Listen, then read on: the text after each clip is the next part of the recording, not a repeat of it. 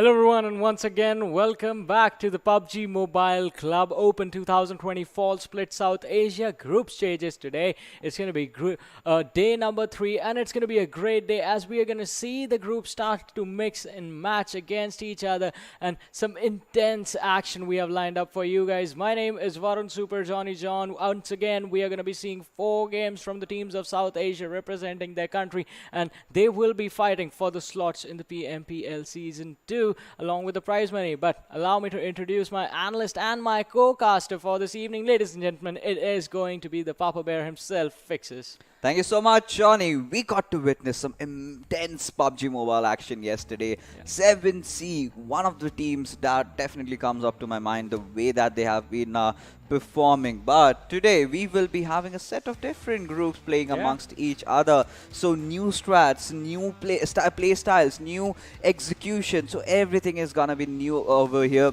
and I'm really excited for that. Yeah, even I'm excited as the teams are getting ready to step into the battlegrounds, and as we said, right now we are at the group stages, after which top 24 teams from here will be moving on to the semi-finals. From the semi-finals, only the top 11 teams will be moving on to the finals. Why 11? Because the 5 teams that represented the region of South Asia in the PMPL Season 1 have been given the slots already in the regional finals, and they're going to be fighting there for a second opportunity in the second season of PUBG Mobile Pro League. But coming back to the conversation at hand, these teams that are with us right now, along with the teams that have the slots in the finals, once they reach there, they're going to be fighting for the prize money, and along with the prize money comes the slots for the PUBG Mobile Pro League Season 2. The top 4 teams from South Asia will be moving on to the PMPL Season 2. The rest will have to settle with the cash that they get. Yes, certainly, and more than the prize money, it's about the slots and the respect and the bragging rights that comes with it. So the first position, they are getting $2,600, followed by second position with $1,600, third and fourth, $1,100. But for all these prize pools comes at a cost. You need to get those points coming in. So let's take a look at our points distribution, and it's pretty standard. We have been following this for quite some time, and it's going to change during the Season 2 of PMPL. But for right now, for the first position gets 20 points, the second position gets 14, third gets 10, and it gradually declines from 11 to 16. You get just that 1 point, and the best part, 1 kill has 1 point. So you have to get in all those kills to ensure that your team has a better outing. Yeah, getting those kills is definitely going to put you in an advantageous position against the team if you have the same number of points as well, because if the points are tied, then the kills decide who is on top. But now let us have a look at the groups and the teams that are in those groups. Starting things off in Group A, we have PN Crew, A1 Esports, Wolfzen, and Team Satan. So a couple of big names joined by a couple of new names as well, but that's not it. Group A also has HARAME, Phantom Esports, NAVI, and High Voltage. We did see some good action from High Voltage earlier in the starting day of this PMCO. Moving on to Group B, we have 1971 Gladiators, Rivals X, PWP Esports, and RisingNepal. So all first 4 teams of Group B are pretty much the experienced bunch of the lot. But moving on to the rest of the teams in Group B, we have KS Invincibile, 4 Archangels, T4M Official, and Kira Peace Flow.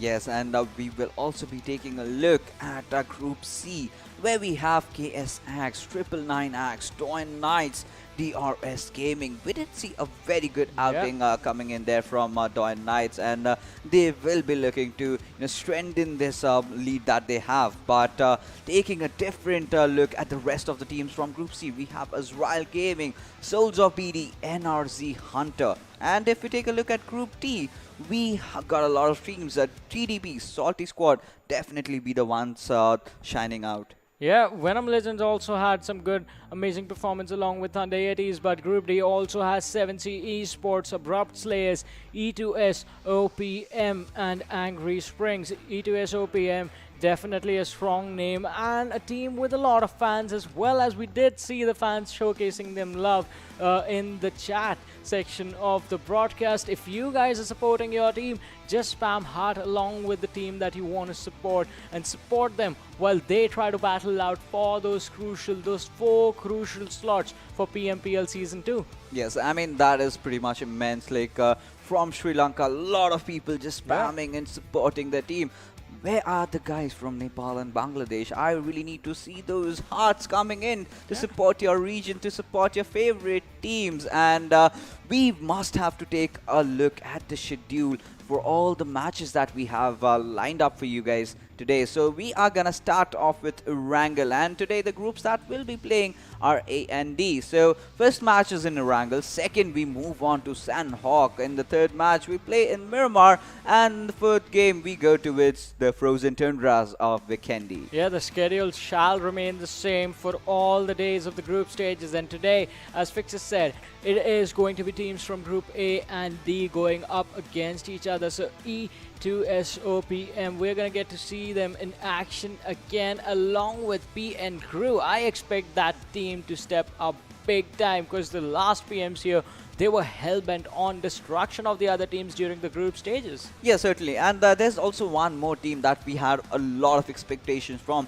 is A1 Esports. Yes. They were very aggressive, but somewhere they find themselves tunneling around the lower bottom of the half of the leaderboard. So, yeah, definitely A1 Esports. And we forgot to mention Phantom Gaming. They have been pretty amazing so far. So let's see if they can hold on to their lead or can get pull off more points. Even High Voltage is playing today. Exactly. Along with that, TDP and Soti Squad are also going to be stepping into the battleground, so that is also going to increase the intensity of the matches. And another big name to look out for is definitely going to be 7C Esport, with the like of Hungry Box and Aru stepping into the background. I think you have also started to notice it is really difficult to finish off Aru's.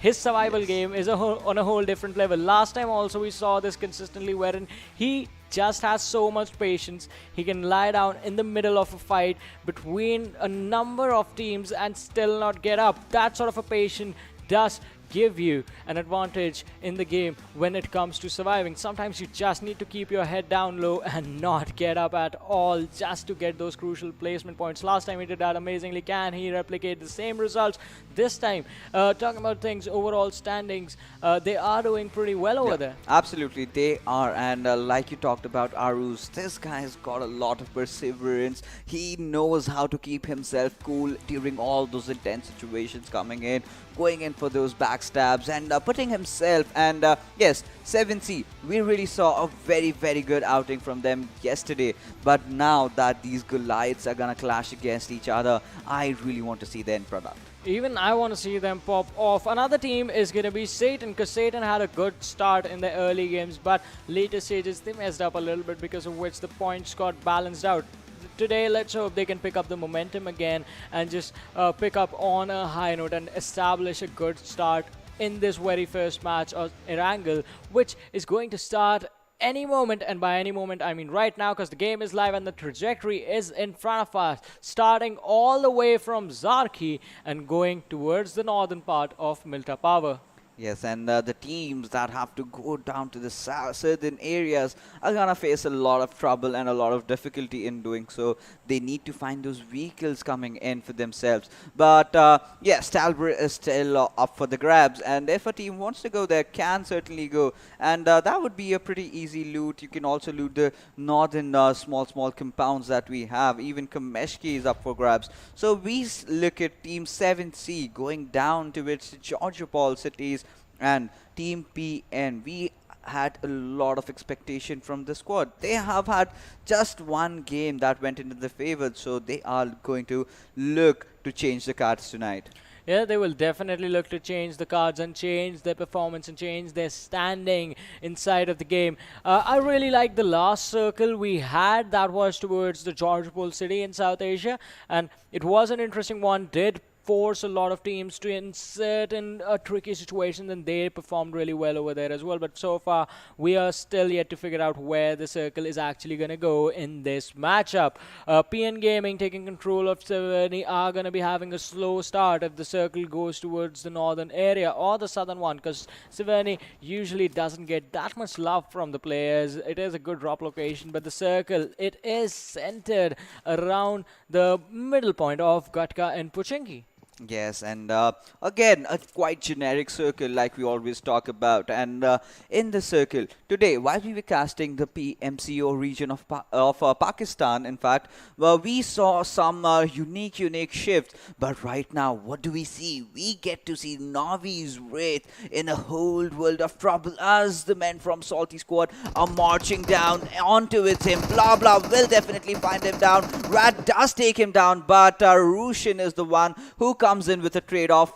A perfect textbook push coming in there from Salty Squad, eliminating Rat from Navi, and will go in for the rest. Yeah, Rusin needs to be careful though, since they have one player down. I hope they have the bandages and the first aid for blah blah blah to come back to at least 75% HP, because while they went on the rooftop, we did see the bullets coming from the other direction for the support of the player from Navi. Also, in this city of Yasnaya Poliana, there lies a few players of one more squad, that is A1 Esports, and even they can third party the situation at any given time and take control of those fights. But Venom, Evil Eye right now in front of our screens, they're trying to escape. They were planning to go to the gas station close by, but there's a player over there, so they're just gonna settle for the buggies and get out of this sticky situation.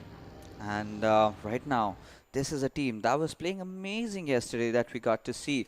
But right now, Team Navi, they really need to get their loot fast up and go search for some vehicles and get the hell out of here. Because the more they're going to delay, the more the chances for Team Salty to try and capitalize on the situation. Because one knock and they are not gonna stop. They're just gonna go deep down with the push coming in. And right now, always the problem with Yasnaya has been with the vehicles. You get good loot, but vehicles is where teams are hesitant to go into that area. You just have certain spots, and it's not even 100% probability that you will find a vehicle also inside the garage. So you have to really move. So that is going to be a very crucial thing. But you know, in the circle, I see a lot of teams that are already competing for the center, and one of them is Team PTS. Yeah, Team PT, they actually will be able to find the circle, but they are going to have to be careful, the players from Phantom, and it is going to be a tricky situation. They have gotten control of Gatka, but it's those open areas that can give them some trouble if they try to rotate out of there in the future scenarios. Right now, the three players of Navi have found the vehicle, and they're going to try and get away from this Yasnaya situation as fast as they can, as the city has been overcrowded just a little bit. 3 squads in here. Navi has already lost 1 player, and these 3 remaining players, that is Sabir, Kilmi and Mehndi, they will just escape. But looking on the minimap, there is another player that they can potentially pick off from the squad of Salty. They have left Gen Z behind them and are stopping on the compounds just a few hundred meters away. Certainly, and by the looks of it, A1, a team from Bangladesh, I believe they have been doing so good. But, you know, I've seen them being very aggressive. But at the same time, I think their position game could be just a tad bit better. And they commit into the fights, but certainly tend to overcommit sometimes, resulting in their squad being wiped. So, today, first of all, they need to find some vehicles. And one of the members of Team Salty has found one. But now, they will have to try and find a path as to how to get inside the circuit. Is it going to be from the northern side, or are they going to take the eastern route and enter from the center? Northern side will definitely be helpful. We do have the map feed, but these guys certainly don't. So they have to pick their choices right, and let's see what kind of outing we will get from Salty Squad. Yeah, in the middle. In the meanwhile, we do have the players from Team Satan who did decide to head over to the military base, and they are looting there quite comfortably. They are going to have to rotate through the military base and move up from there just to be in a better position inside the circle. But on the other side of it. TDP on the other side of the military bridge. They are quite close and they can potentially go for the gatekeep.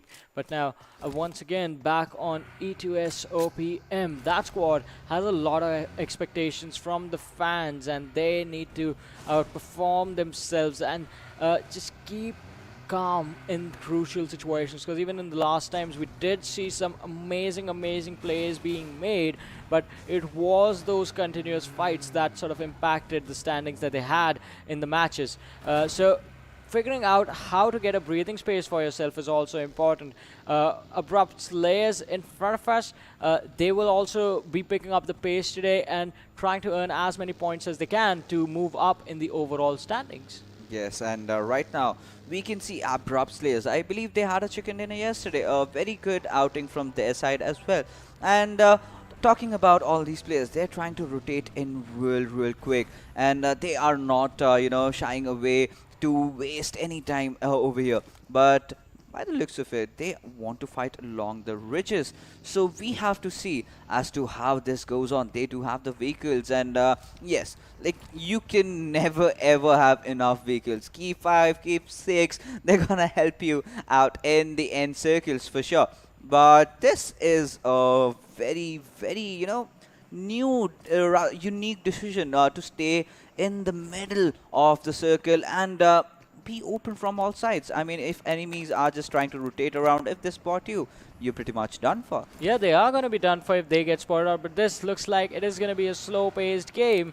And 7 minutes into the matchup, almost heading towards the 8-minute mark, slowly and steadily. The first blue zone is closing in. That's going to force the players to be a little bit closer and a little bit more comfy with each other. We're going to have to see when the action starts to pick off. So far, only one lad has lost his life early on in the game. 16 teams alive, 63 players still in this matchup. And ASL Joker, like we said, they have taken control over this compounds. But this compound, to be honest, is a pretty bad one. I'll tell you why. Because it's open from all the sides. And if teams want to capitalize on those ridges, they can certainly do that. And if they want to force a fight out, they are welcome to do so. But with that being said, we have our first airdrop landing in the areas of ruins. We have M249, a weapon that's preferred by a lot of players, specifically in this map. Yeah, this is going to be an interesting one, as well as now we do see the squad of Wolves. They do spot a few of the players that are rotating around them, and it is the player from A1 Esports. The circle moves in once again. Looks like it's going to head towards the Pochinki area unless it makes a drastic shift. Talking about Pochinki, the city has been taken over by the players of E2S OPM. High voltage on our screens right now. Well, once again, just holding out in the open, watching the compounds to see if there is any squad in there, and after that they will decide if they have to move in or is it going to be a retake situation. And right now we can see members of team PN, they are trying to make a rotation in from the northern side, and they are now sitting south on the Rozhok. I guess some kind of confusion happening as to where they exactly want to go. And Avishek, along with his teammates, they did not have a very good outing from what was expected from the squad.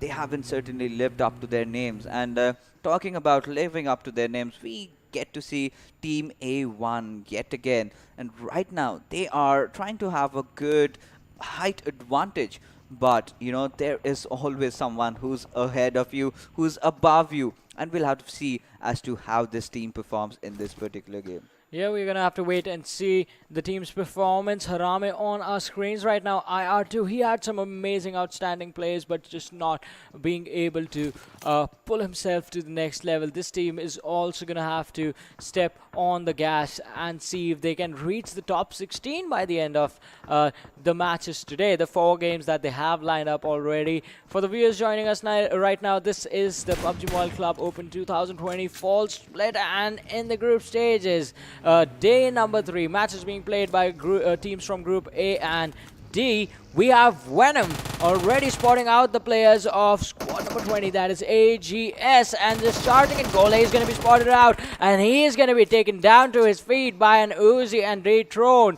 He is going to dethrone him. Muffin on the other side falling as well. That's the entire squad of AGS being wiped out in an instant by Team Venom. I mean, Team Venom definitely using the best out of Evil Eye, who's got so much experience coming in from INES, I believe. And that fight just happened so quick, so fast. I mean, it's just like the other team just came right in front of them. And Angry Springs, there you go, getting eliminated at the 16th position, and I'm sure they're not gonna be happy with that. They did expect a better outing from themselves, but right now we can see high voltage getting into action. Nice even taking down Sinister. Like I mentioned, there is always going to be that one squad who is above you, and that is exactly what happened. Yeah, the squad was above them, and quite literally, in fact, as well, as they had slightly higher ground, took advantage of that. The rush didn't come in, and the instant finish was required. Had the fight going on for a long time, it could have swinged either way. Right now on our screens, another team, another big name was TDP, and here comes the second airdrop with the AUG, the tactical stock, and the level 3 kit, the backpack, the helmet, and the armor, which is pretty important in the fight. But moving on, the blue zone has been closing in for a while now, and we will get to see the third circle. Satan, they were still on towards the military island. The circle moves towards Pochinki yet again. I think this has to be an interesting rotation, and we're going to see how the teams are going to make it, as we do see the players of Salty moving towards the southern edge of the main island, and now they're going to have to move towards the northern area. The teams that have decided to stay on those open areas, those open compounds in towards the Gatka location, they are going to be in some trouble, as now they're going to have to cross those open areas and start heading towards the already clustered southern side of Pochinki. Well, like we were having a discussion, I gotta ask you this. I've asked to the other players, which is your favorite drop, Johnny? I mean, the airdrop.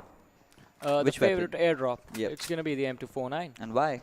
I just love the fact that I have 100 bullets and I don't have to worry about going on a reload for a really long time. There you go.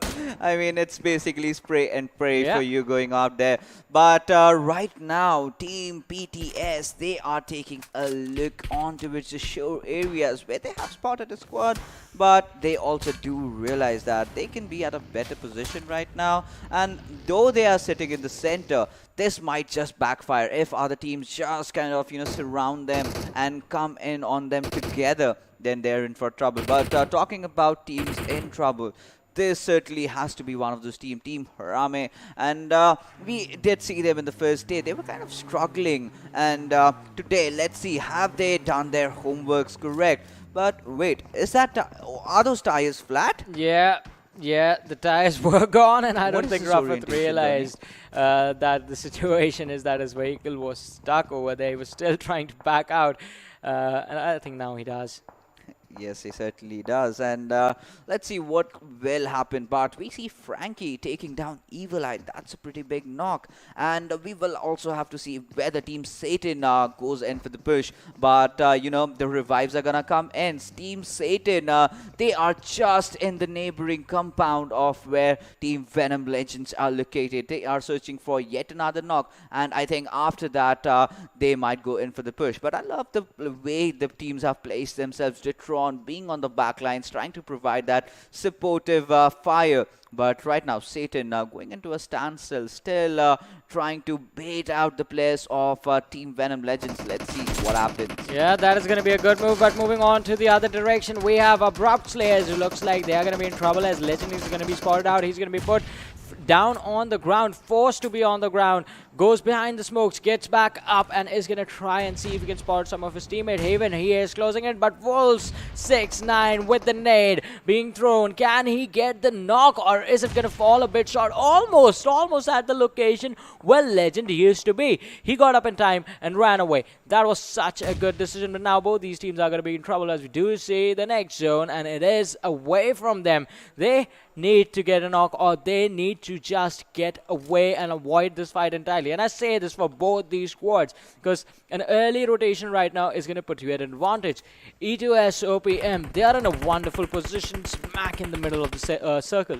Yes, certainly they are. And this time the circle goes south of Pachinki and E2S OPM. And they are a squad from Maldives, and they've been performing so well. And Touter, just the one player bring from Sri Lanka. So a lot of new players, a lot of different regions. That's the best part about PUBG Mobile. Bringing players from all the different countries together. But right now, focusing on the fight that we have in front of us, we have Team HARAME trying to get into some sort of a kerfuffle with Team Satan. But 7C Storm OP taking down Zod, who did not realize that he was going to be met by an ambush from Team 7C. Yeah, the third party is going to come in, but HARAME is going to be in trouble as the AK spray from Demonic takes down Ghatak. IR2, the nade comes in. He needs to get away from his teammate Demonic. He is just on a Demonic path to destruction, and the nade is going to get a knock for him.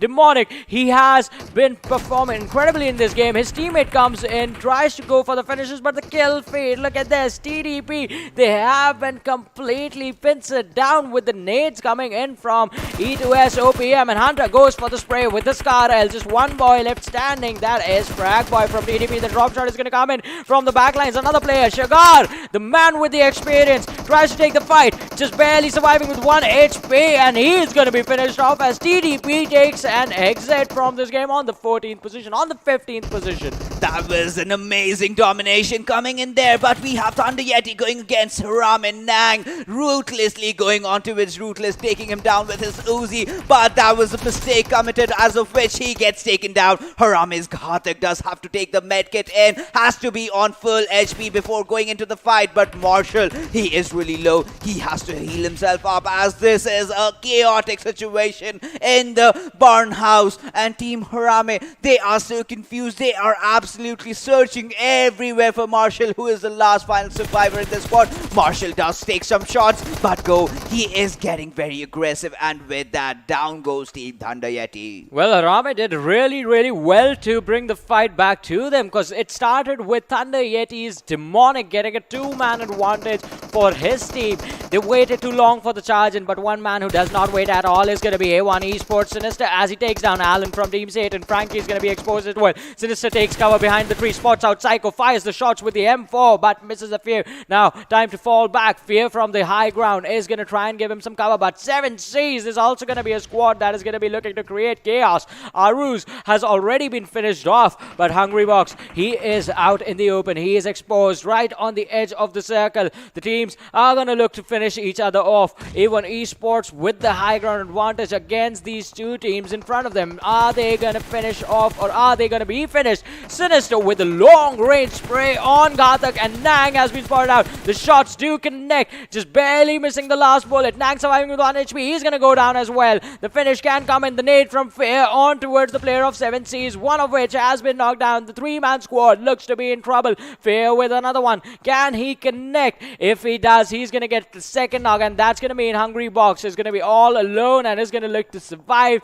this crucial fight. But that is going to be a question that is going to be answered in a few moments. Team A1 being the king of the hill, but has got so many teams out there, and we have to see Frankie getting taken down by Sinister with a grenade. Psycho, but still has 7Cs on the back lines. Psycho has to take care of himself. He's got A1 on the above area, but Wolves New trying to really charge in. We will have to see 7C, and they have got a company from the left inside. Newt really trying to enter inside the fray. Newt has cooked his grenade, and there goes that grenade going. Will it explode? No, it does not, but Storm does spot out Newt. Newt also taking a few shots on towards him, but Newt still holding on to his angles. Right, 7C Esports have to get eliminated right now with the way Team Wolves are aggressing over, and that they do. But the problems for Team Wolves are not yet done, as they also have to get inside the circle, and Sinister is waiting right for them. Yeah, this one is going to dish a lot of damage, as this is the 5th circle, and Sinister, he needs to regroup with his teammates. They are holding pretty strong right next to him, and they do spot out the players from Abrupt Slayer, and by spot out I mean they do hear their sound. The shots coming in from Steel Shot, none of them which managed to connect just because of the slight curve in the land on the other side. If you notice on the kill feed, Frypan from Team Phantom, he is going crazy and finishing off and picking up a few, by few I mean a lot of knocks for himself. But Team Satan, they are going to take an exit. They come against Team Wolves. Steel Shot still trying to spot the players and finish or knock down some of the players from Abrupt Slayers. Right behind him, Sinister was knocked down. The revive is going to be a really crucial one. And A1 Esports, it looks like they are finally back in the old form that we saw the last time they were here. Yes, they've already got 3 kills into their name, but right now, Abrupt Slayers crawling down, trying to find a few players, have spotted, but Heaven gets taken down by Sinister over here, and now the trouble is in for the Abrupt Slayers teammates, and Nova X, he is getting surrounded. A1 has pushed on them and has also wiped them up. With that, Abrupt Slayers bite the dust, but right now, still a lot of teams being on the western side. Salty Squad, blah blah blah, is trying to push on the above hill areas. Sada's thrown in a few Molotovs, giving away his position, but E2S OPM, we have seen a very good outing from them so far. Can they manage to eliminate Salty Squad? Yeah, it is going to be a hard elimination, but they do pick up Gen Z. Sada is going to be the next one to go down. That's going to mean blah, blah, blah, the last man surviving. He is going to go on a hunt against these players of E2S OPM, and they do finish him off. The exit for Salty Squad does come in down to the 8 teams in this matchup. And we have the top 5 damage dealers as well, where we can see Sinister. He is being really sinister, but Venom Evil Eye, he was knocked down a long time ago, but now he's back on his feet. Spots out the players of E2S OPM, and now trying to fight for the high ground. These two teams are gonna go in a massive collision on the other side. Phantom Frypan, he is not stopping. Navi is gonna be finished off, and they're gonna be kicked back into the lobby. Yes, they are, and with that, there goes a grenade coming in from Evil Eye. This is a fight that we have all been waiting for. Venom Legends against the likes of Team E2S OPM, and right now, Wolves, they find themselves in a bit of pickle, but they are still fighting back. One player has been knocked down. There goes the second player from Newt. He is playing out of his minds tonight, and right now, A1 Esports, they are on the other side of the hill, and E2S OPM gets wiped out. How did that happen? Yeah, it was the backstab coming in from High Voltage, but Venom Legends, the trouble has not gone away. That means now they have to fight the squad of High Voltage, and Detron managed to take down one of the lads, but A1 Esports on the other side are in a pickle for themselves. Skill shot, he did manage to take down a couple of players from the side of Wolves, but now he has been knocked down as well, and the support from the backlines, it looks pretty strong. Sinister and Shoykot, they are trying to pick up the slack, and they do that. Steel Shot is going to get a revive. His teammates are here. They are here to save him. The smokes are here as well. Venom Legends, 4 players alive. Phantom Esports, 4 players alive as well. High Voltage, which is Havoc surviving, and A1 Esports, 3-man strong. Ruffat from Phantom is going to try and take down a player from Venom Legends, but he manages to get away in his vehicle. Yes, certainly he does, but we will have to see as to how Team Phantom, can they finish it off? 4 teams remaining, 12 players alive, everyone having a good chance in taking this chicken dinner. But right now, Venom Legends definitely find themselves on a very good position as they hold on to the high ground. But you can see the team players from Team Phantom are trying to push in, but Sinister, he still wants to fight, has got 9 kills for him, for his teams. This team is doing phenomenally well, but right now, Team Phantom, they are looking forward to march down inside the circle, but Venom Legends does not want to let them come in. Frypan, he is trying to spot a few players down with his Uzi, but Titron also retaliating back. Reload has come in. He needs to heal up. Can Venom Legends hold on to the push of Team A1? Yeah, that is going to be pretty important to hold on and hold them off indeed. But both these teams right now a little bit outside the circle. They need to move in towards their left-hand side and take the high ground. Venom already have that advantage. Lemmy, he has the Molotov burning in front of him. Just denying him the ability to peek, but A1 Sinister from the other side of the mountain connects some shots on Evil Eye, dropping him down low, and Apollo is going to be taken down. The drone has been fired out, the knock might just come, and no, he steps out of the vehicle and Prone's down at the same time. Sinister, he needs to be really, really careful. His helmet is gone, his armor has taken a lot of damage, goes for the kill secure on Apollo, and his team is also trying to secure their point and try and reduce the numbers of Team Venom. Apollo's kill is going to be secured, and Rafat from the other side, the backstab might just come in, and Venom Legends, they might have just sandwiched themselves in a really bad spot. Yes, certainly they would have, but there goes, down goes high voltage, and we just have 3 teams remaining, and Venom Legends still trying to survive, but this chicken dinner might just go into the favors of Phantom Esports, but Choikot, he still wants to spot out his enemies. He has got that blood hunger coming in, and there goes Team A1 Esports marching down onto its opponents. Can they spot some teams out? This circle has become shrinking pretty small, and right now the grenades are going in, but A1 Esports still holding out on the high ridge. 3 teams surviving. Venom Legends are getting a breather over there as A1 Esports and Team Phantom look to get into a kerfuffle amongst each other, but Venom Legends, they are also not giving up. They're also not shying away from a fight. A1 Esports, the only problem with them is that they have to look at either directions, so we will have to see in this Mexican standoff which team prevails supreme. Definitely, it is going to be pretty intense. 2 teams on the low ground. A1 Esports, if both Venom Legends and Phantom, they decide to climb this mountain at the same time, A1 Esports are pretty much done for. They can't fight 2 different directions at the same time. Although, Venom, the trouble for them is going to be the fact that Evil Eye was left behind, and he has been isolated from his team. Luwaiti, he is going to look to finish this one individual player who decided to stay behind the teammates as a backup plan, and he needs to finish that off with the AUG he has just recovered. And right now, things are looking pretty intense as we come closer to its end of the first game. 3 teams still alive. Kind of a standstill, but this is just the calm before the storm. As the 8th circle will start closing in, we will definitely see some fights happening right now. Venom Legends, they are trying to hold down themselves on the lower ridges, but Sinister does spot down one player, spraying down onto its him. The cover fire is income from Venom Legends, but right now Shoy could also respond back, but Rafat taking down players from left, right and center. It's absolute pandemonium, and there goes A1 Esports, remaining 2 teams. Venom Legends also goes down with that.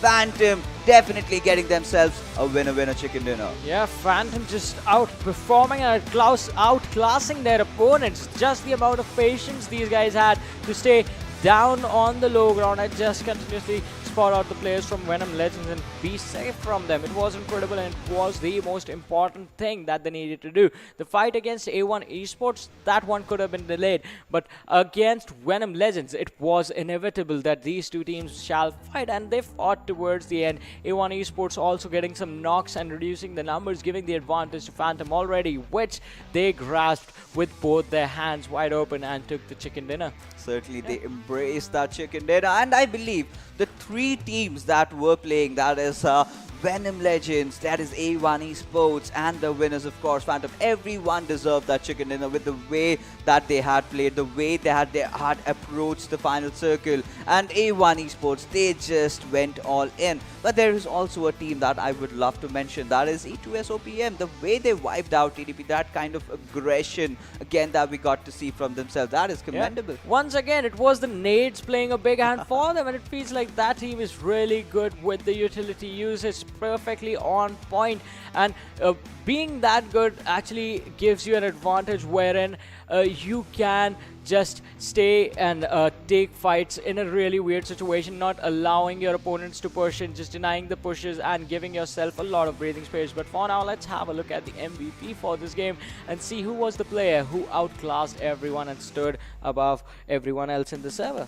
And that has to be Sinister with a massive damage of 1018. Just has the 5 kills, but the damage speaking for itself, how much this team has engaged themselves in those fights. And a very good outing from Team A1 Esports. Survival time of 26 minutes and distance covered 8 kilometers. That's huge. Yeah, a big performance coming in for A1 Esports Sinister, and it was an incredible one. This team did regain the same form that I was talking about from the last PMCO, and it definitely showcased. But we're going to have to see how much impact this one game is going to put on their overall standings. Before we do that, we are also going to have to look at how many points each team got from this game. Yeah, certainly that we will have to, but we are in for some very, very good PUBG Mobile action tonight. I can really feel it. I mean, the way these teams are playing, they do not want to lose out. Obviously, there will be teams that gets eliminated, but you know, putting yourself inside the game, putting your hats out, playing your best performance, that's what matters, and that will definitely earn you a position in the top players list, and we will see who is going to join Sinister. And there you go, we can see Venom Legends, Datron really coming into action. We also saw a very good performance from our team Wolves, and Shivu also following with him, and Shoykot, he also had a very good outing. Yeah, it is an amazing performance, Shoykot as well, but 2 players from Venom Legends, 2 players from A1 Esports just showcases how good and how well these teams performed in this matchup. Wolves then, an unfortunate, I wouldn't say early exit, but still early comparing to the fact that I did expect them to see in the final fight.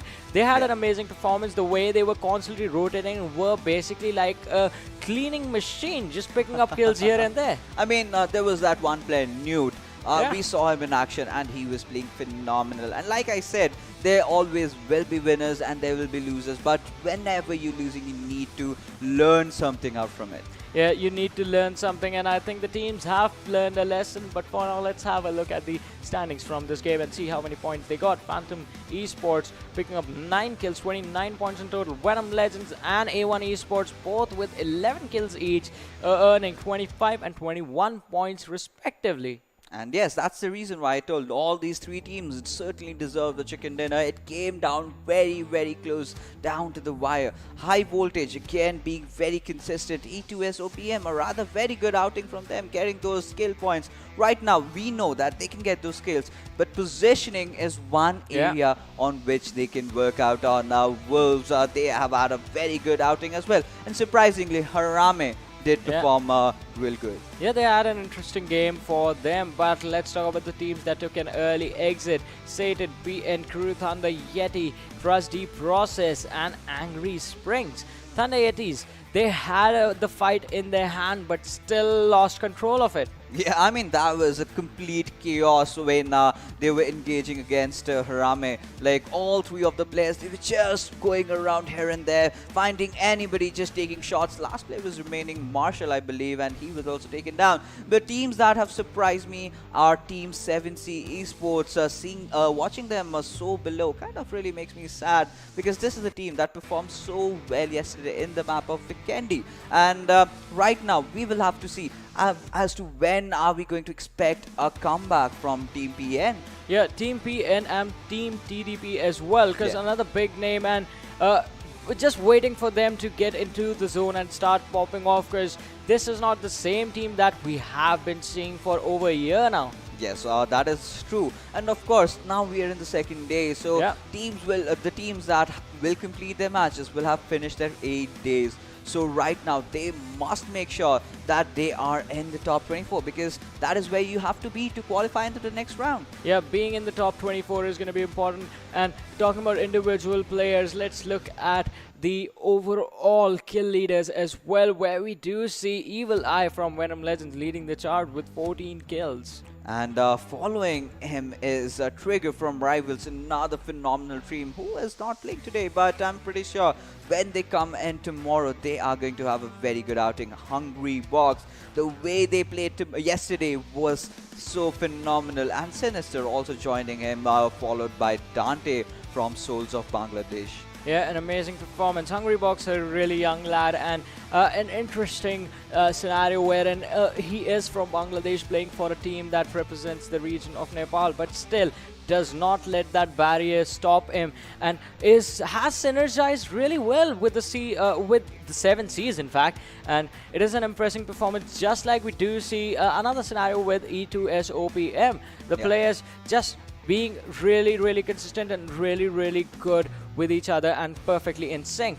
Yes, and I believe on the 6th position, we can see the members of Team Phantom, Rafit with those 10 kills, followed by Mr. Boro with 10 kills himself. So many 10 kills that we get to see are also from Team Phantom Jack. So an overall, a very good outing from Team Phantom. Every player firing on all cylinders, and they have made themselves on top 10. But following them will be Yolzin and Blah Blah, your favorite player from Salty. My favorite player from Salty squad, Blah Blah Blah. 3 Blahs are there. And sitting on the 10th position right now with 9 kills, hoping for to see more action from this one guy, and hoping to see the chicken dinner coming from Salty squad as well. Another really big name that we always get to see whenever we talk about the teams from South Asia region.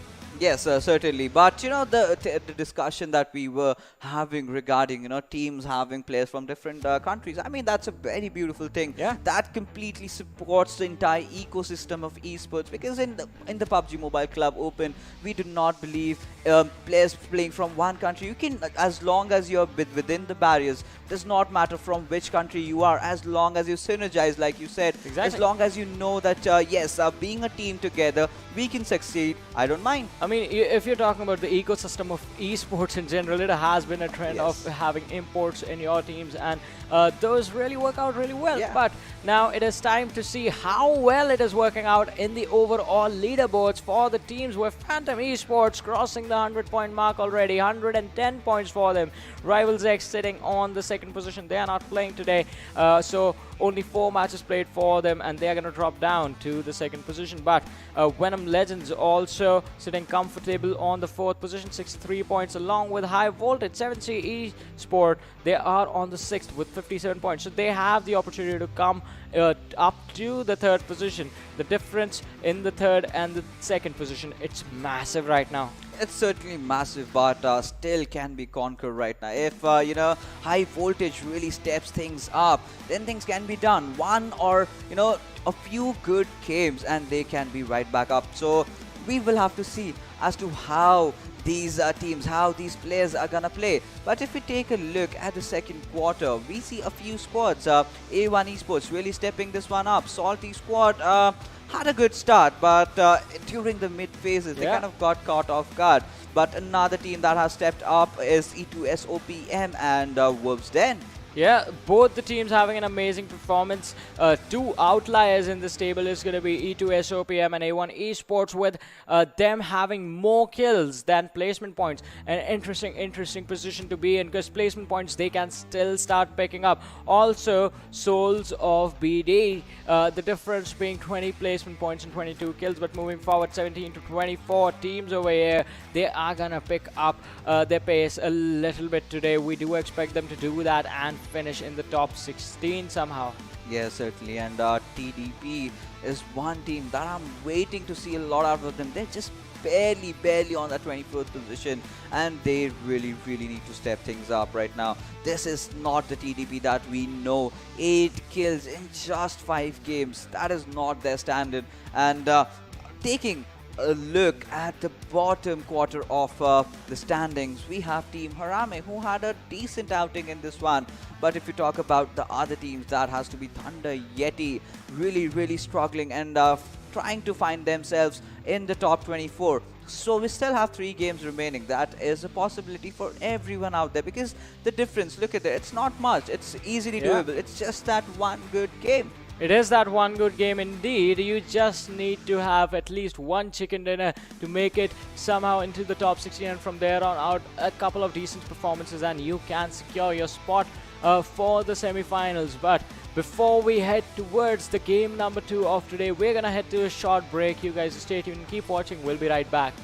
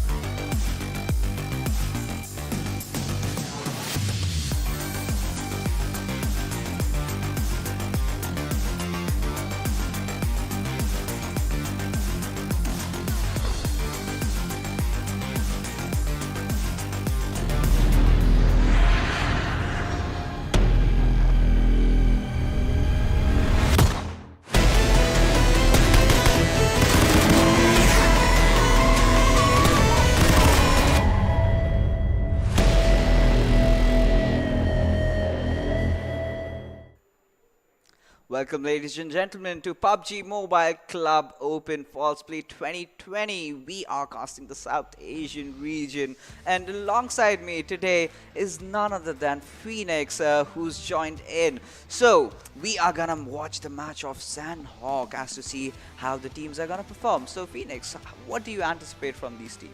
Thanks a lot for the introduction, first of all, Fixes. And I'm thinking that Phantom Esports, they got the first chicken dinner and got a high amount of kills as well. And I thought that A1 should maybe get the chicken dinner. They go for the chicken dinner. They are trying hard, but they just have to change their plan. And if I talk about the study, I just studied the game of Phantom and A1 Esports.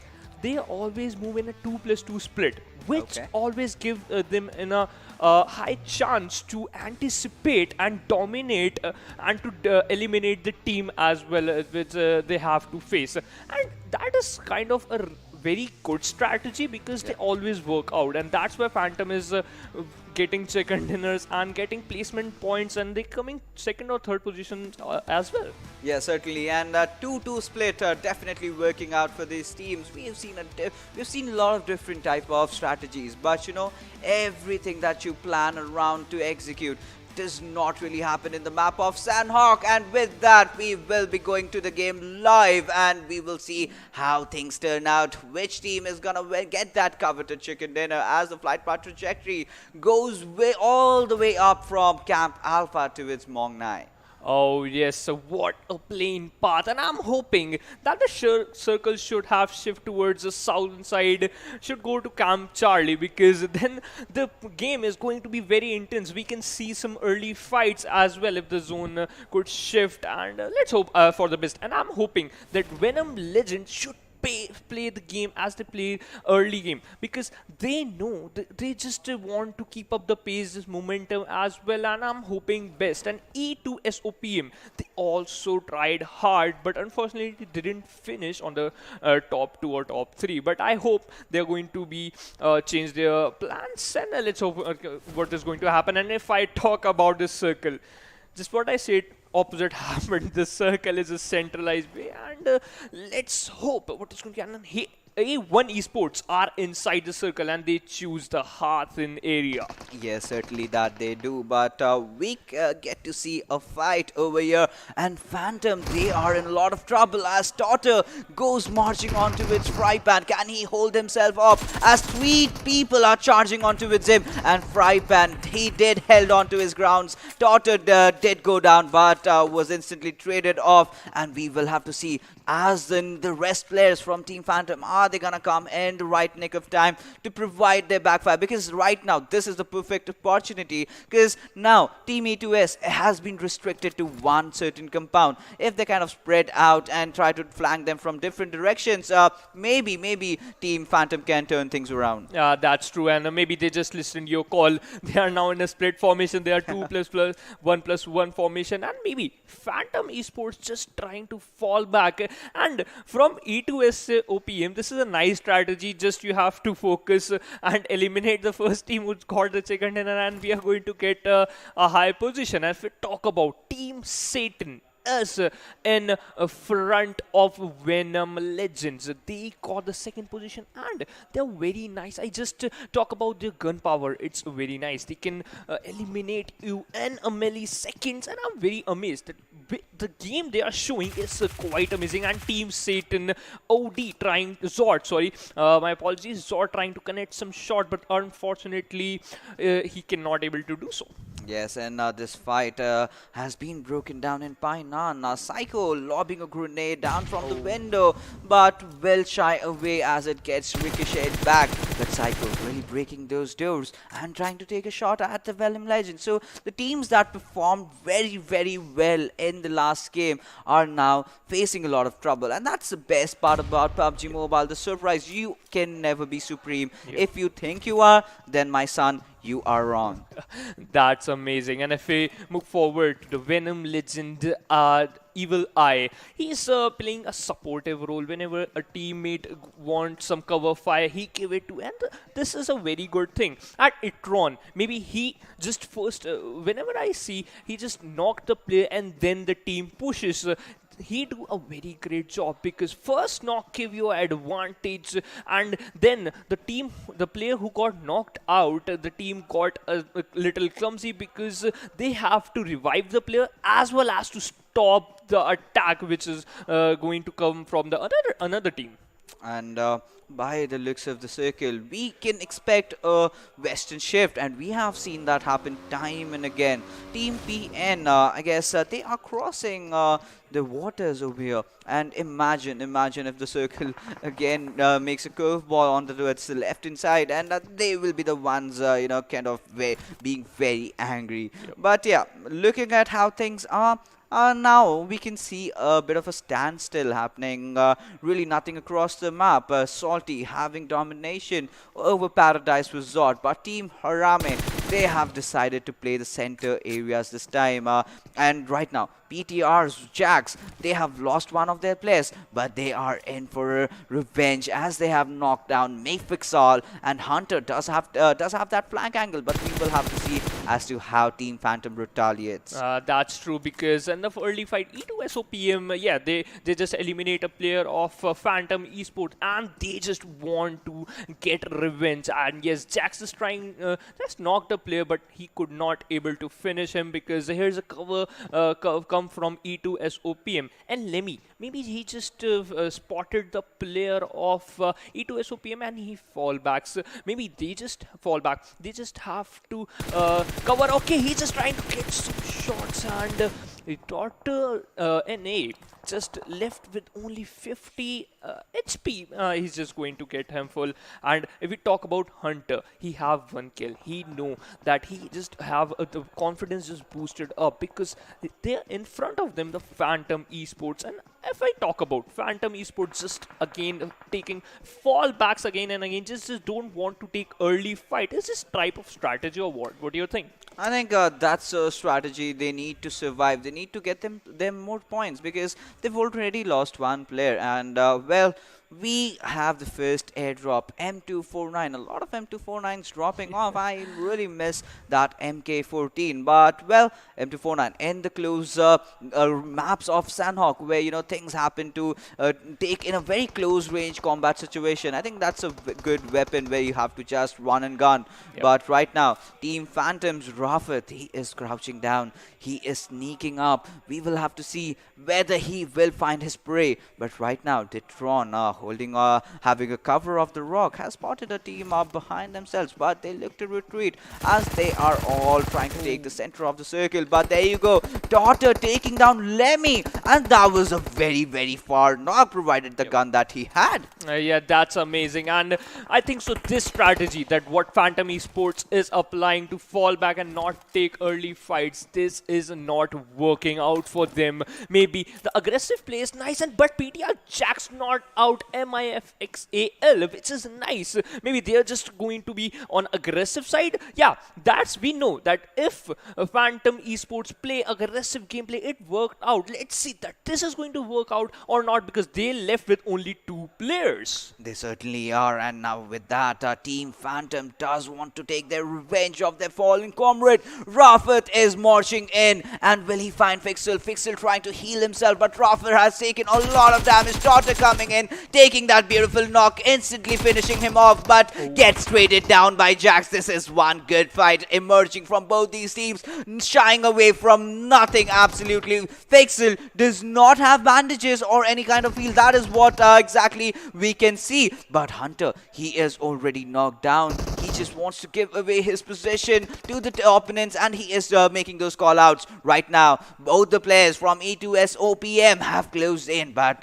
Phantom's Jack being the last member surviving. It's a 1v2 situation. Can he clutch it out as Daughter make it 1v3? 3 players are pushing onto it, and Jack's really trying to juke them around, finishing off Hunter, taking down one more player before getting eliminated himself. And Phantom Esports gets eliminated at the 16th position. Oh my god, this is a very bad setback for the team, because if we know, Salty Squad be in a big trouble, because they lost a player in a fight with against the team number 11, which is Team NAVI. And Team NAVI know what to do. The Salty squad is one of the most aggressive team here. They are inside the Paradise Resort. Can they make it? They just lost one player, but still one player is also knocked off NAVI. But yeah, he got revived. And if you talk about Phantom Esports, the strategy didn't work for them. Maybe they just only aggressive thing suits on them, and yep, maybe they're just going to shift their plan. Or they're just going to rely on Plan B or Plan C, and let's hope best for the next match for them.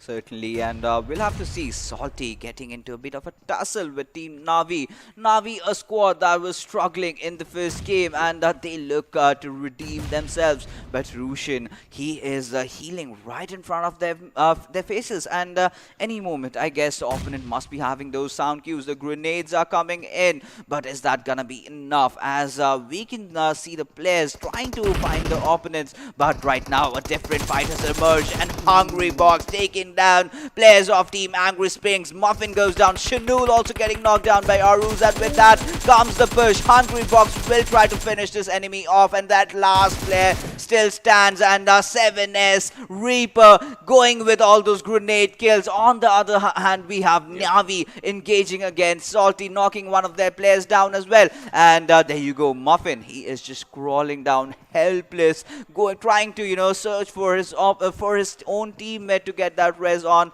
but that certainly is not gonna happen.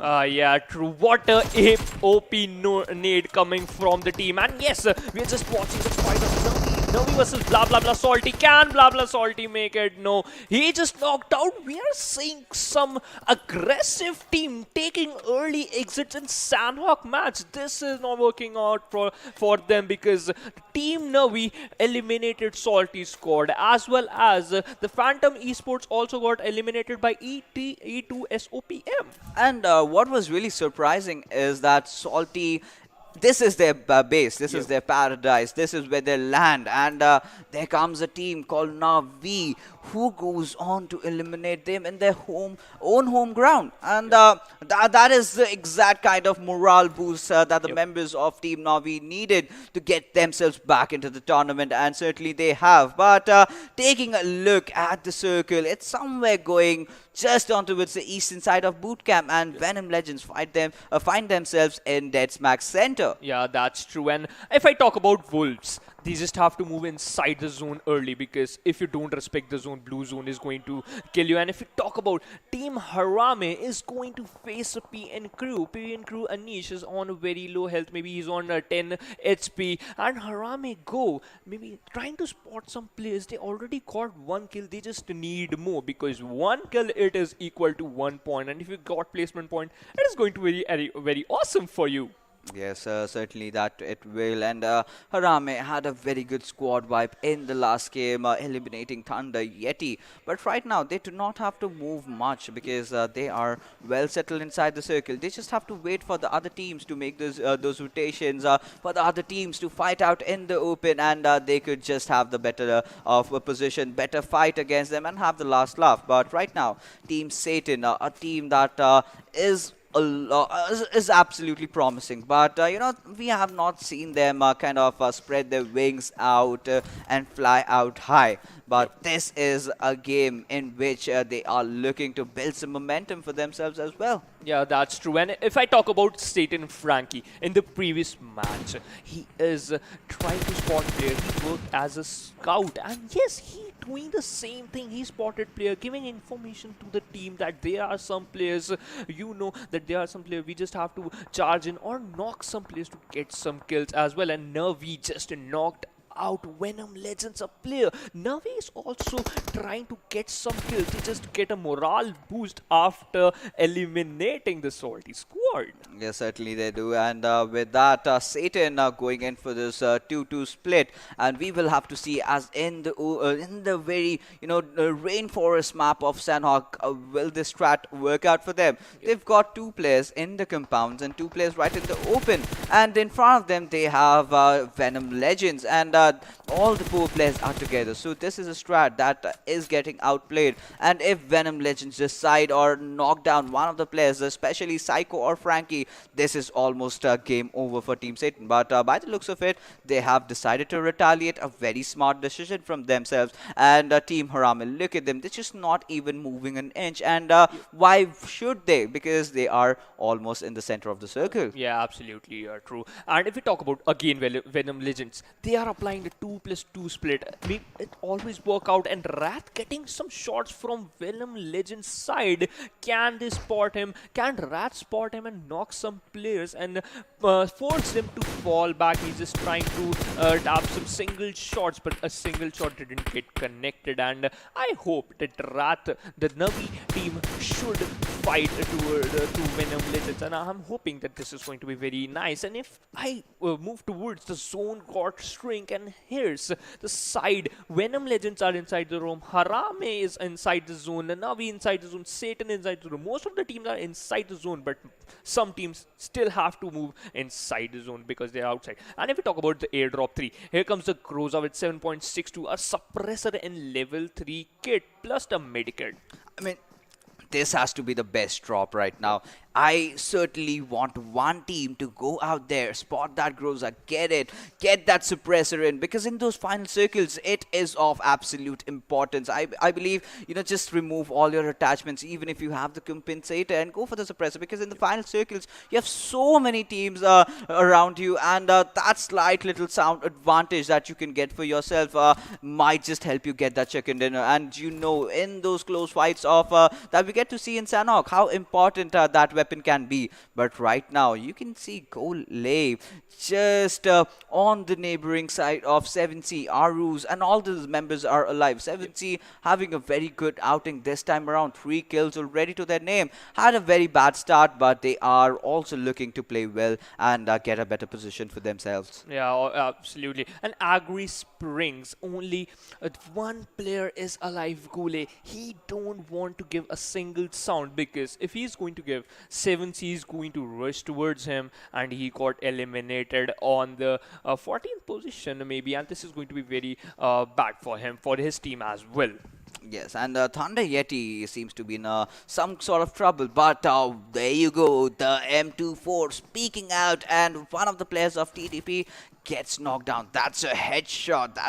That's a smack right on the face. But PN, they find themselves in some weird area. But right now, Marshall, everything comes down to this player right now. He needs to connect one more shots. Those revives have come in, but Abrupt Slayers, Legend, throwing a low toss grenade, and Loon gets taken down by Joker. This is a perfect opportunity for him to try to make that push happen. But we will have to see where the other players of E2S OPM are around. Hunter has already been finished, and this is a perfect chance for Abrupt Slayers to strike. But Wrath, look at him stealing the kill. A Loon goes down to him, and Mifixol and Totter, 2 players remaining. Can Abrupt Slayers end the onslaught that E2S OPM are dealing? Yes, that's true. And Abrupt Slayers are looking strong, but A2SOPM should have to work on their strategy.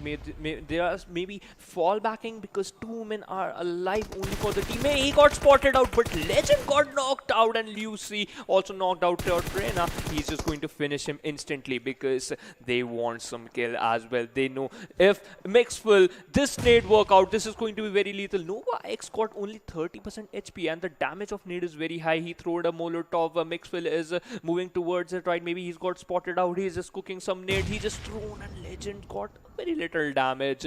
And Team 18, which is Abrupt Slayers, trying to push towards the only single player is left, and Mixel is only 30% health. Can he make it? He's just got eliminated. One more aggressive team take an early exit. Yes, and you have to watch out all corners, mate, if you are playing in Sanhok. And this has been a problem with E2S OPM. They are so aggressive, and they need to control that aggression. You cannot take fight all throughout the game. Somewhere some teammate will fall, and then you'll just get pushed down. But Wolves Den, they are looking very good right now. They are trying to get their covers in. They've gone down to the compounds, but look at the circle, throwing a curveball, going towards the southwestern side, where Team Satan must be the one making those devilish laugh. Yes, absolutely. And Abrupt Slayers player got knocked out one more time. Can they make it? He's going to revive them. If I talk about Wolves, he just moved inside his house. Ironic just moved inside the road to take cover, and when he take left side, when he take left side, a player got knocked out and he finished him instantly. That is very nice. And again, they are moving, pushing towards the Team 9, which is HARAME. HARAME is not looking so good. One more player got eliminated. 2 players are left only, and Wolves, they are looking very strong. And team number 13, they are just watching the match. Venom Legends, they are just watching that what is going to happen in Ghatak. Can he make this clutch? Can this clutch is going to happen? We are just going to see. He is having M762 with 40 ammo loaded. Just started fire.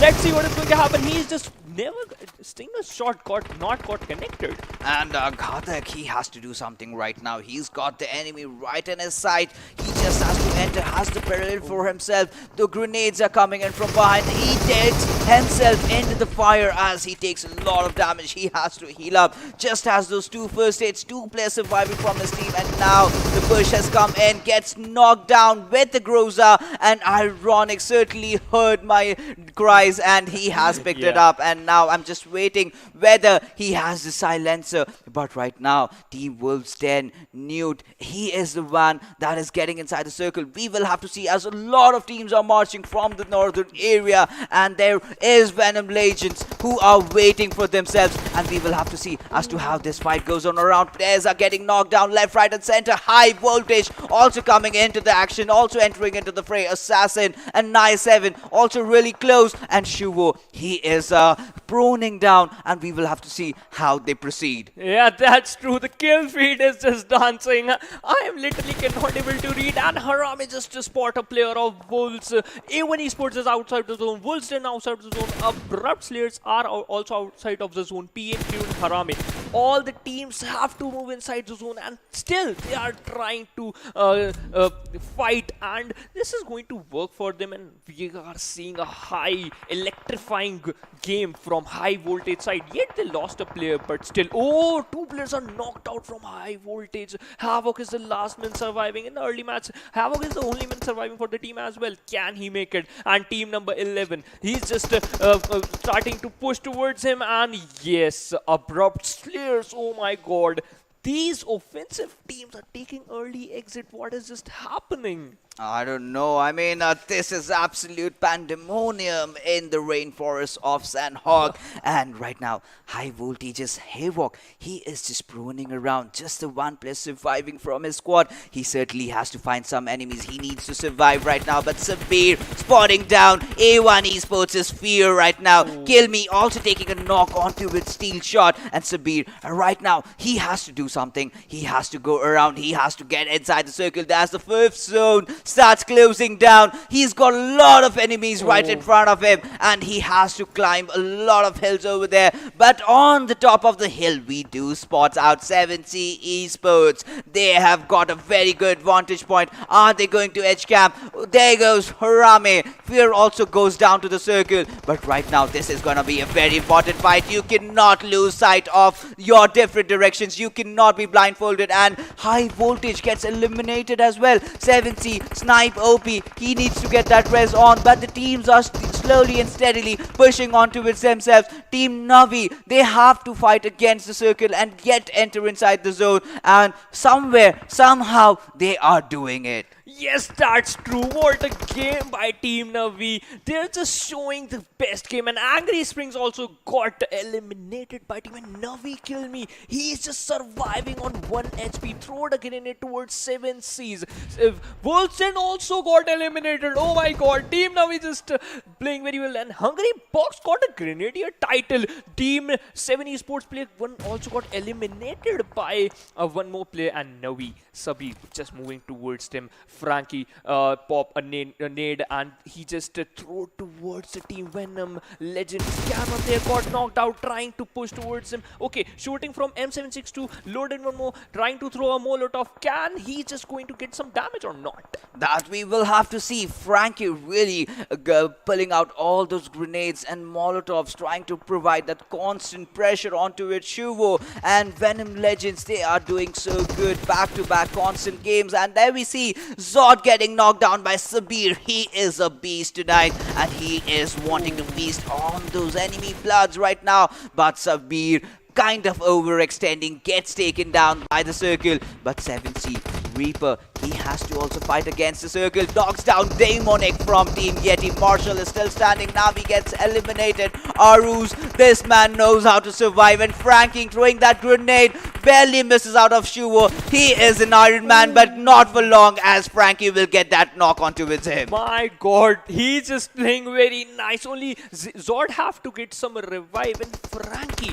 what a spray from Frankie's side. Venom Legends are in big trouble because Psycho eliminated, knocked and eliminated Detron, and 7C's got eliminated, and Frankie wants this kill. Just eliminated. What he does, Havo just eliminated by an Evil Eye is the only man surviving from Venom Legends. The team who got the second position, can he make it? And PDP Frag Boy tried to get some kill. He just get the kill who he knocked out. And Team 16, which is trying to eliminate the TDP as well. The game is very amazing.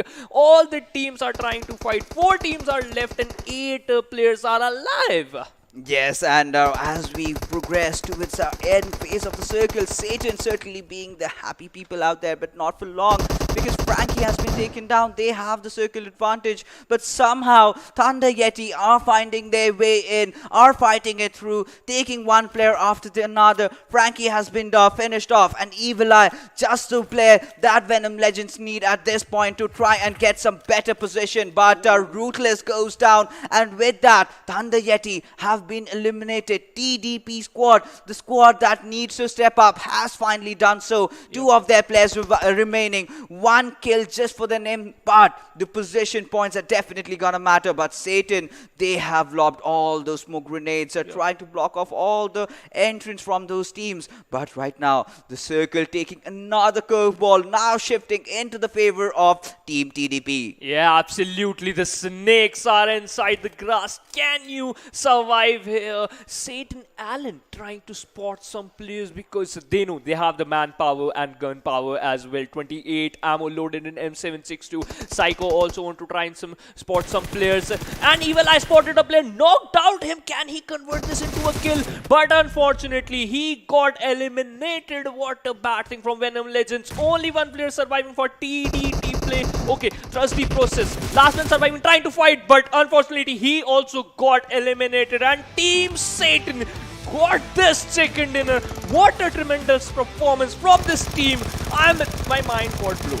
Absolutely, Team Satan really holding off their horses, respecting the circle, and finally, I believe, you know, the credits for Team Satan has to go to Venom Legends. That has Evil Eye. I mean, he pretty much created the opening. He took that 1 player down from TDP before getting traded off, but then Satan knew that was just 1 player remaining, and they knew what they had to do. Had their 3 players, they were all surviving, just went in and finished things off, and a very, very good chicken dinner. Yeah, I'm just literally amazed because Satan, as well as they getting the chicken dinner, and they're reading the kill feed as well. They know which players got knocked out and at which time we have to push and eliminate the last player. And for the team, Satan got the chicken dinner.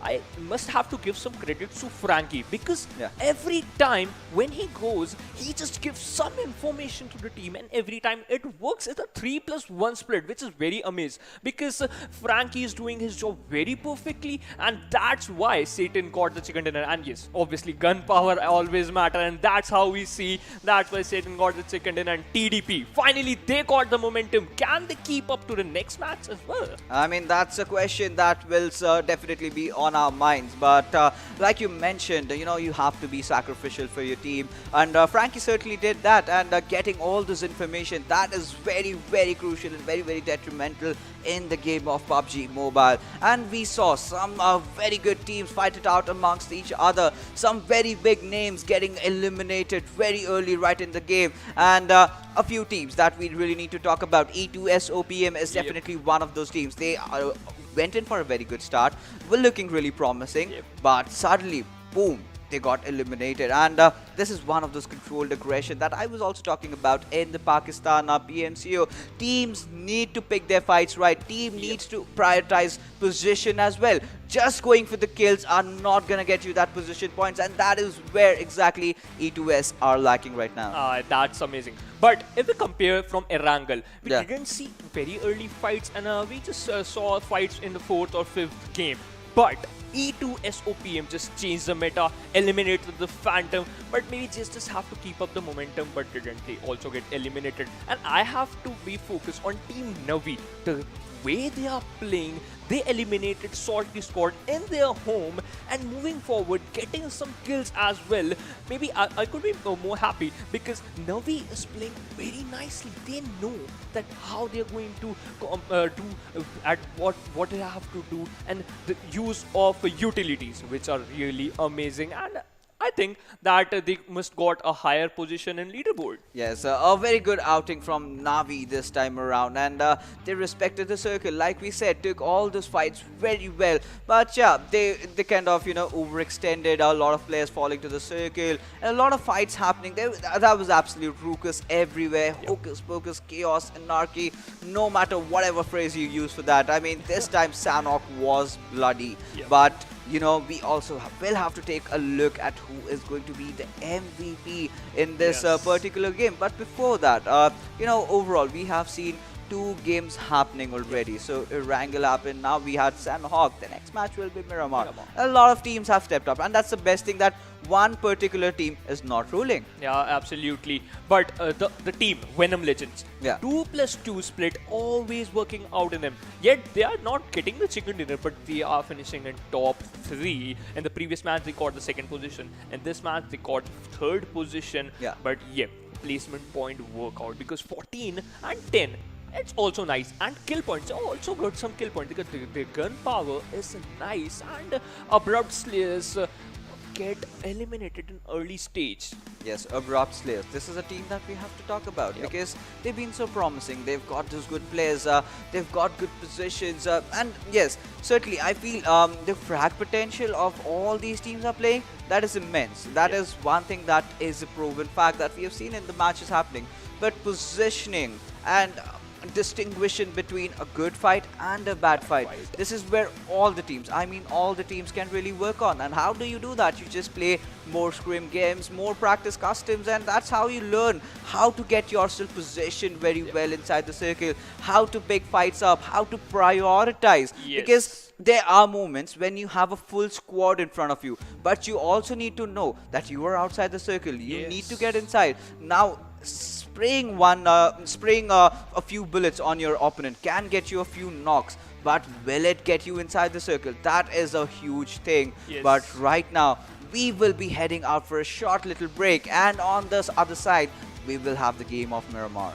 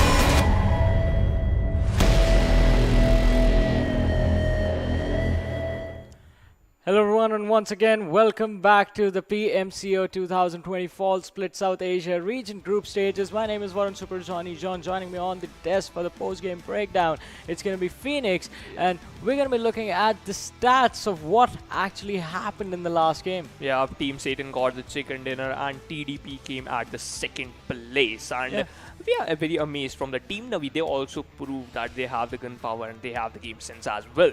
Yeah, they definitely have the gunpowder, but we are going to find out who the MVP for the match is. It's going to be Evil Eye from Venom 2. Really good performances from the lad, just outshining above everyone else. 5 kills, 812 damage, survival time of 24 minutes and 46 seconds with distance covered of 3.17 kilometers on Sanhok. That is pretty good. Yeah, absolutely. Because Venom Legends is the only reason why the game from the last circle game easy for the Team Satan, because he just knocked the player of Trust the Process, and the only man surviving from the Trust the Process, and Team Satan pushed towards him and caught the chicken dinner. Well, they did that in the very first game as well, which was Erangel just reducing the numbers of A1 Esports and finishing on second position. But now, let's see.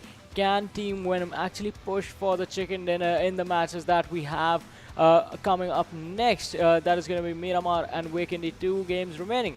Yeah, that's true. And if I talk about Miramar, we just talked about the snipers, marksman rifles, and the long guns, which is used for long range. And PMCO Pakistan, they always uses M4 and auto guns for long range. I mean, that has been the meta all around the world for a while now, wherein assault rifles have been used quite often in this big map. But for now, let us look at the top 5 players from the very last game and see who all made it over there other than our MVP. And it is gonna be Satan's Zod being there with his 3 kills, joined by 7 C's our Ruse. Navi is gonna be represented by Wrath, and E2S OPM. We are gonna have Touter over there with 3 kills and 285 damage. Yeah, that's true. And if we talk about Navi, at the first, they landed on Paradise Resort, the home of a salty squad.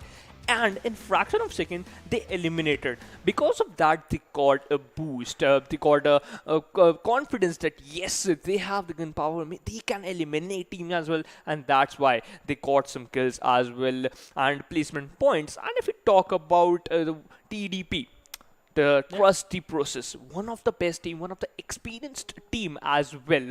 They got the momentum. Finally, they got the push. They got the second position.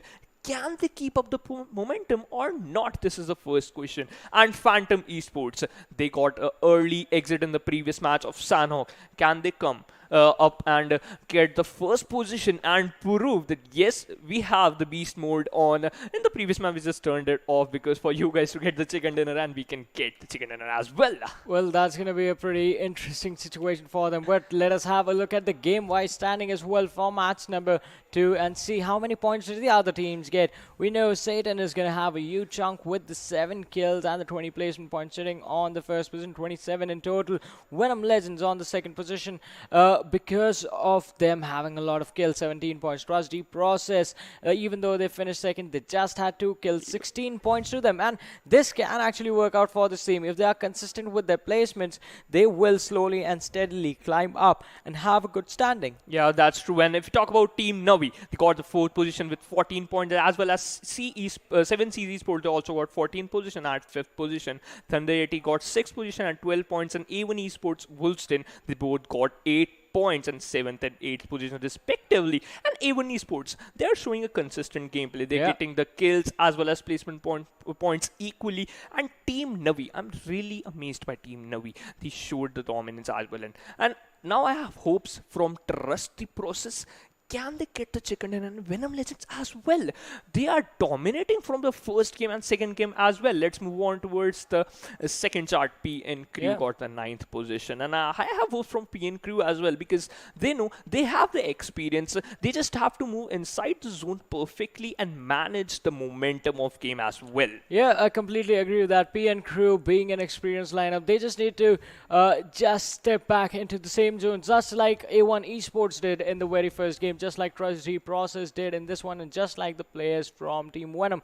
They have been really consistent. They have had an amazing set of matches, but the chicken dinner is still not in sight for Team Venom. They still have 2 more games to go. Yep. That means 2 more opportunities to get that chicken dinner. And I think it is going to be pretty intense. Yeah, that's true. And I'm looking forward to Abrupt Slayers, Yeah. Salty Squads, Phantom Esports, A1 Esports. Yet A1 Esports got a nice position. But these type of these teams are known for their aggression. The knock, push, finish, that's it. They are known for this. And Team NAVI is also following this. And they're coping up with the teams. And the team, which are Venom Legends, Yeah.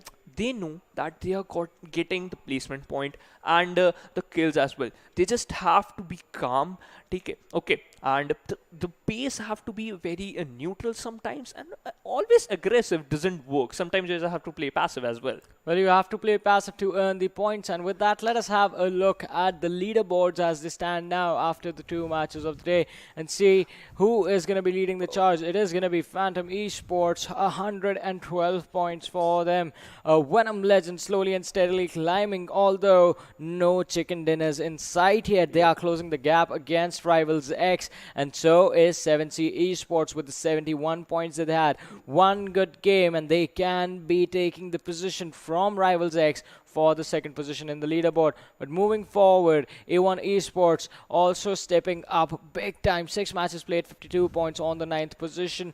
But Salty Squad, E2S, OPM, the matches are gonna keep on reducing. And at the end of the day, Group A and Group D, they will have completed the 8 games. They will be just left with 4. So it is going to be important to really put down the pedal to the metal and start performing in the last 2 matches of the day. Yeah, that's true. And Wolves 10 and NAVI, we can see they have 48 points equal. They just have to move forward. And if we talk about Thunder Yeti also moving up on 22nd position with 30.6 game played. They just have to get a consistent gameplay. They just have only 20 placement point and 10 kills. Maybe they just have to focus on kills, because for 1 kill you got 1 point, and this is going to be work for you. Trust the Process also played 6 matches on 20th position with 37 points. I have very high hope from Trust the Process because it is a very nice lineup, and they have experience as well. Yeah, they also have a lot of experience with them, and finally somehow managed to be in the top 24.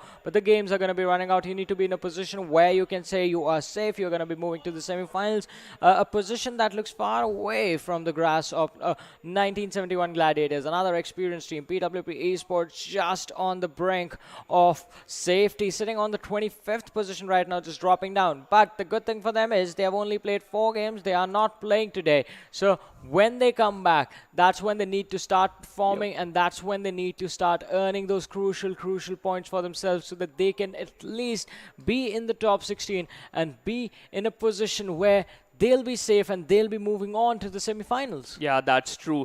And if we talk about Abrupt Slayers, we have a very nice hopes, because in Miramar, they perform a very nice game and they know how to perform. I'm sorry to interrupt you, but the game is already live, and we're going to head to the map of Miramar and have a look at the trajectory of the game and see how the flight path is going to be.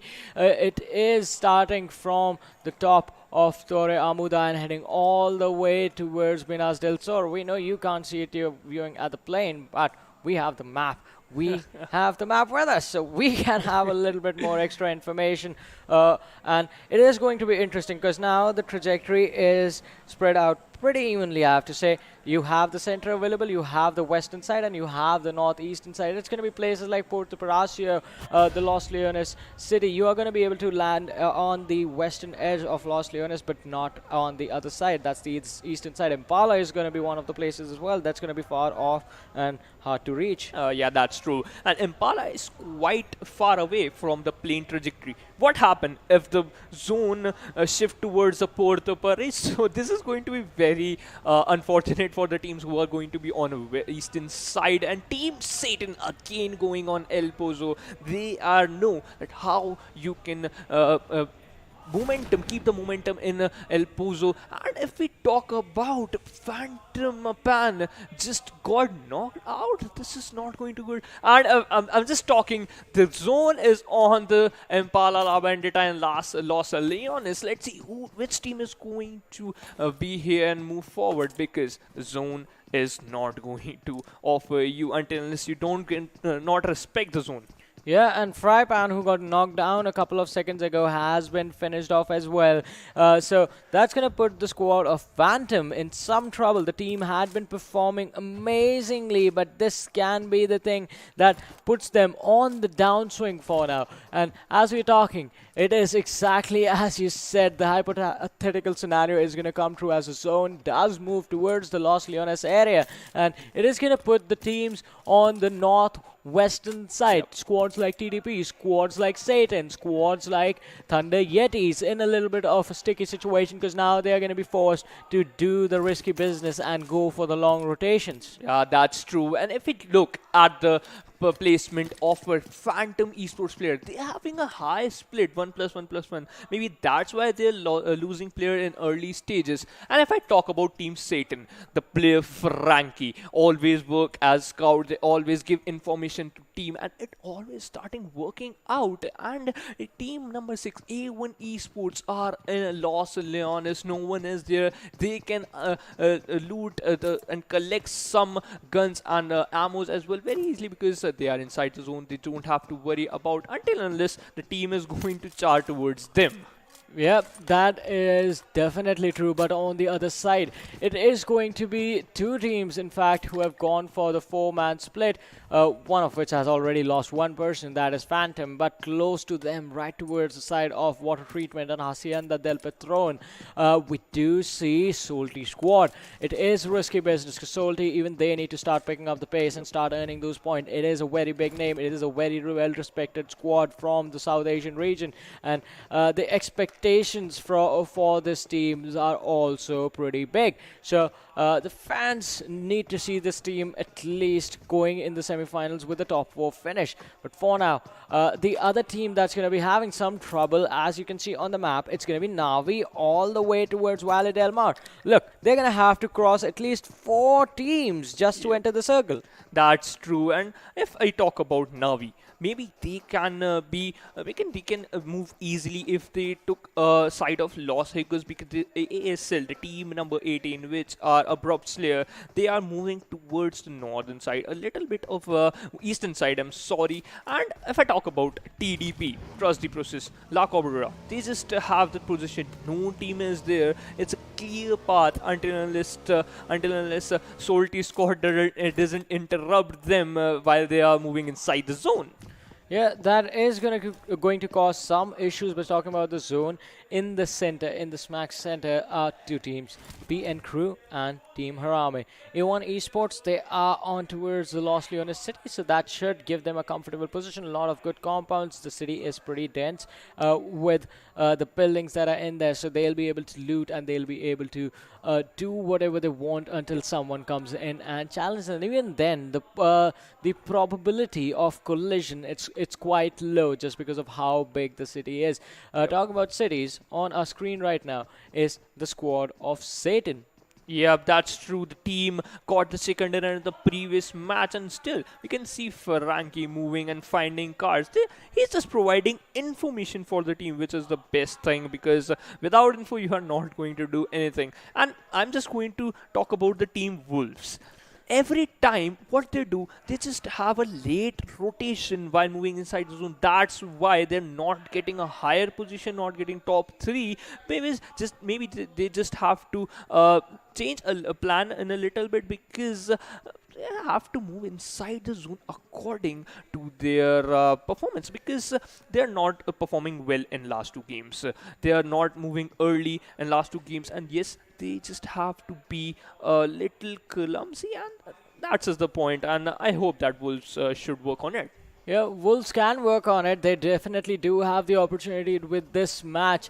Let's see if they improve upon the mistakes made in the past and step up. Right now, in a really good spot on Cruz del Valle, and just need to move south a couple of 100 meters to be inside the zone. But PN Crew, they are in a really, really good situation, as I said earlier, and they will potentially have a really good position in the end of the game, provided they can hold their ground against the teams that are going to come flooding in their direction in a matter of minutes. We do have Afsec on our screens. We did see him in the last season as well, in the last split, and he did have amazing stats at that time.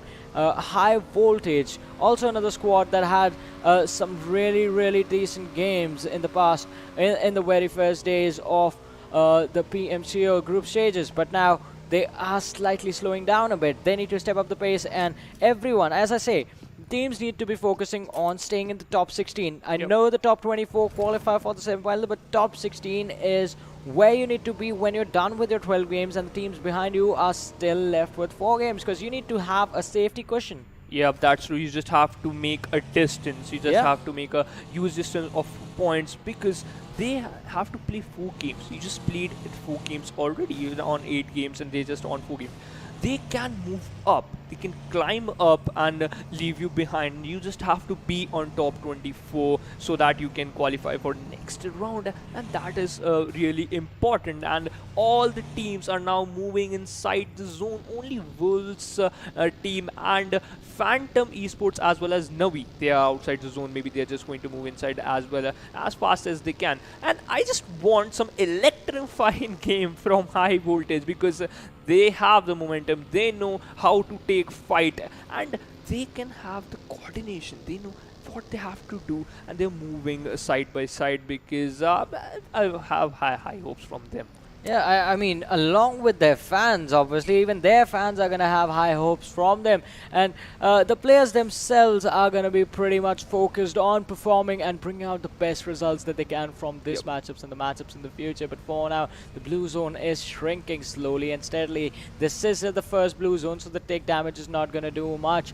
As I say that, the squad of Navi, they are coming for a late rotations. And here we have Aruz from 7C coming for the first airdrop, which has the Groza in it. He's going to be pretty happy, along with the 8x and the level 3 kit in there. Yes, 8x scope, which is going to be very useful in Miramar, because most of the time people uses DMR and as well as sniper, and they are very lethal. And if I talk about the zone, the zone shifted towards the eastern side of Impala, and the team must have to move, take a better position so that they can gatekeep as well as. If I talk about Team Satan, most of the time they gatekeep, and this worked out as well. And let's see which team is going to gatekeep. And TDP, they are looking very strong. They are inside the zone. They just have to find a central area in the zone so that they can take fight very easily. And team number 220, which are Angry Springs, a player from 7 Seas is very close from him. Angry Box spotted a player trying to shot him, but only 2 bullets got connected, and he is on 70% health. Yeah, the health bars are going to be depleted, as even Gole takes some shots from Hungry Box, and Hungry Box is going to look to finish him off as well. The players from AGS, they are spread apart away from each other, but this means that even 7Cs, they can get flanked. Gole is going to heal up. He's going to regroup with Lucky OP, and the team is going to be won again. But Sugar from TDP, the revenge is going to come in, as he's going to start dropping players from E2S OPM. TDP is going to be taken on a back foot, as Lazy is going to be falling down. Hunter takes a lot of damage from Frag Boy, but he refuses to fall. He just prones down and keeps his head down low. Oh yes, Salty Squad. We talk E2 SOPM, sorry, and Trusty Process. Both the team are playing very nice. Trusty Process, 2 players got knocked out, 1 player got finished, and Miracle, he just have to do some miracle, because he is the only surviving for his team. And team number 19, E2 SOPM, charging towards him. Maybe Frag Boys got eliminated, and Tortorina got a title of Grenadier. And team number 13, a player of Venom Legends, also arriving from right side towards him. Can E2SOPM spot them and finish them themselves? Because they are going to get high kills if they finish them. And TDP, trust the process, got knocked out by E2SOPM. They got 3 kills. Oh my god, what a gameplay by them. They are literally in early game stages, they are proving why they are the best. And NAVI just knocked out Kratox. Can he convert this knock into a kill? Let's see what is going to happen. He have a nade, he just popped a nade, throw towards them. Can this is going to be very lethal for the team 16. See, oh, he just charged towards him, shot some shot, and he just got knocked out. Yeah, Kill Me is just gonna be killed as Thunder Yeti's Ruthless is gonna be taken down by the players of NAVI in retaliation. An intense action going on over there between those two teams. But NAVI, Sabir with the nade, he's gonna try and finish what his teammate started on the other side. Backlines, Marshall has gotten a revive again. Sabir with the smoke. He's gonna try and create some cover for his teammates.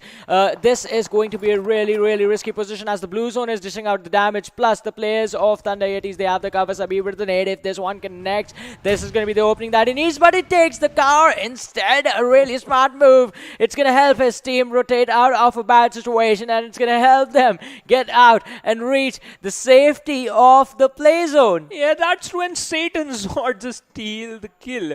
What amazing gameplay from Satan is just coming from nowhere, steal the kill, and now moving inside the zone.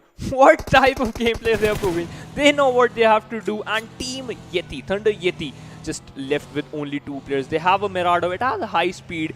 Can they beat the zone? Because the zone is moving so fast and they are on very low health. Team NAVI, they lost 1 player. Sabir is on very low health and Mahadi is also very low on health. Can he make it? Okay, he just dropped from the car trying to heal him up and move inside the zone ASAP, and the zone is blue zone is running, not giving any team a chance. NAVI is in a difficult position. They have 2 kills. They just want some placement point, but they have to be very careful because Mahadi is on very low health.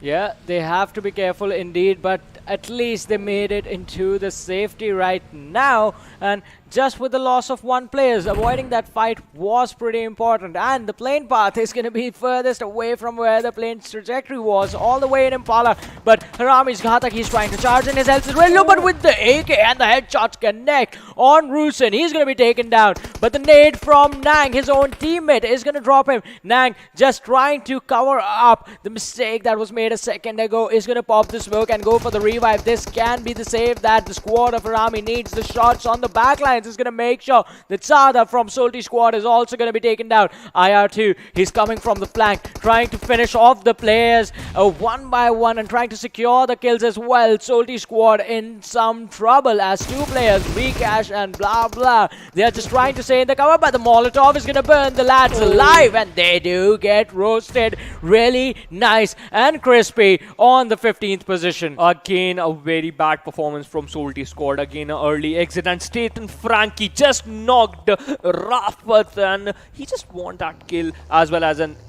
Frankie just burst the car and got the kill as well as Evil Eye, Venom Legends are moving inside the zone a little bit. They just have to move a little bit because they're very close to zone, and I'm just literally amazed at why Salty Squad are not coping up the team. And team number PN Crew, 1 player just got knocked out with his Sandesh. He just wants some revive because the team number, which is Angry Springs, are there. They have a 2+1+1 split. Is this going to be work out? If yes, they're going to have 4 kills. Well, they're going to try their level best to make it work, but one team that's going to be in a really good position, it's going to be High Voltage, already taking control of the city of Impala.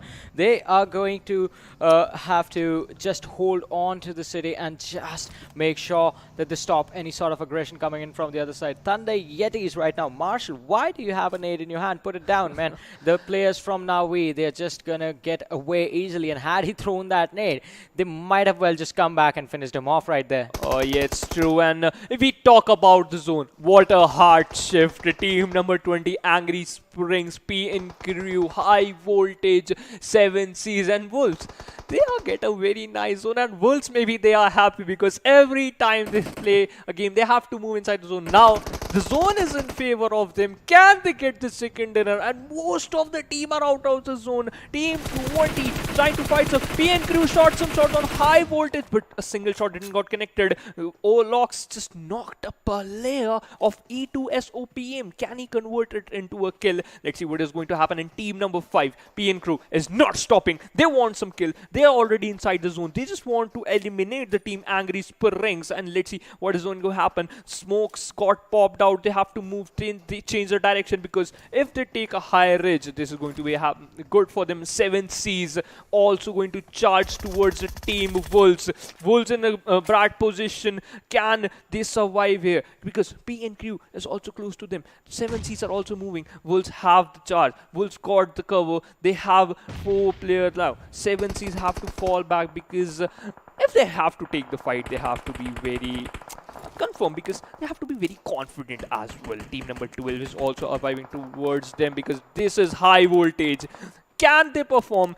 Can 7Cs get some kills? Because they are spotting some player. Reaper know that where are the players. He just want to fire, and he just died. Okay, a single shot didn't got connected, and E2SOPM got eliminated. What unfortunate for them. Yeah, an unfortunate incident indeed. An early exit. But on the other side, can they try and come back from the situation?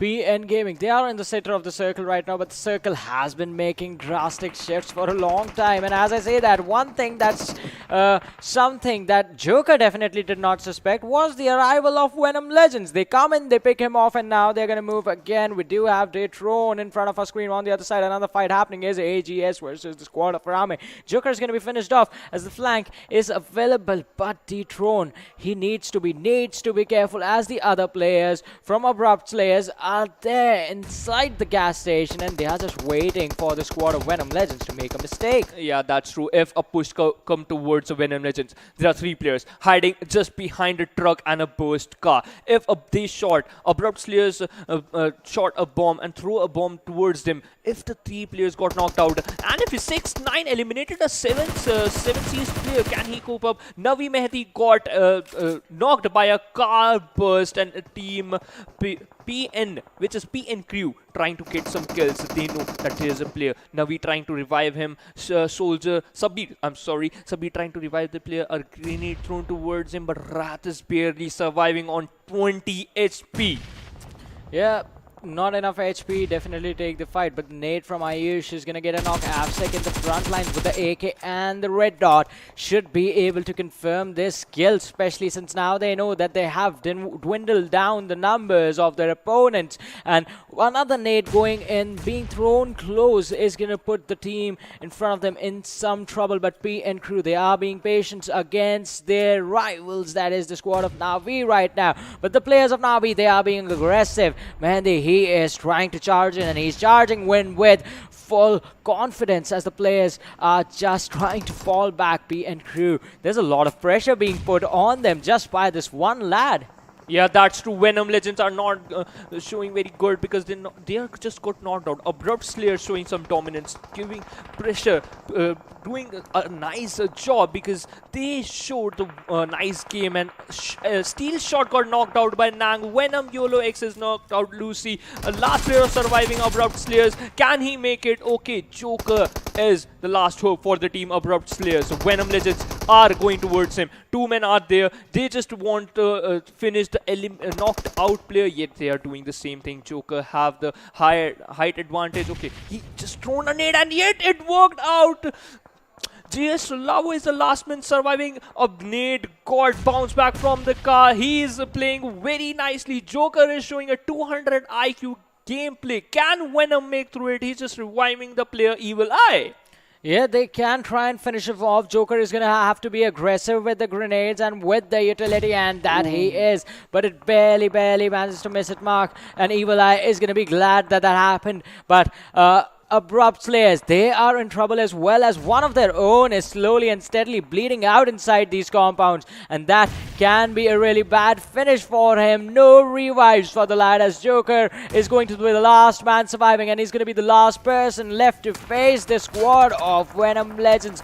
Shuvo, he's sitting at 50% health. No heals available. Absolutely no heals. His armor is gone. His helmet is gone. Evil Eye on the other side. They're trying to hunt down Joker, who's trying to hide inside the smokes. He's still hiding on the very edge. The blue zone is going to force the players of Venom Legends up in front. Joker is waiting for the perfect moment. Evil Eye crosses these bunkers. The construction is somehow protecting him. Evil Eye, he needs to watch his back. He needs to be careful. Joker from the backline taking damage of the blue zone is going to step out of cover and is going to try to take the fight. Shuvo is trying to spot him out. Joker is going to be finished, but it is going to be by YOLO XX from Venom Legends. They do not let a kill get away. What a game by Venom Legends, stealing kills from the another team.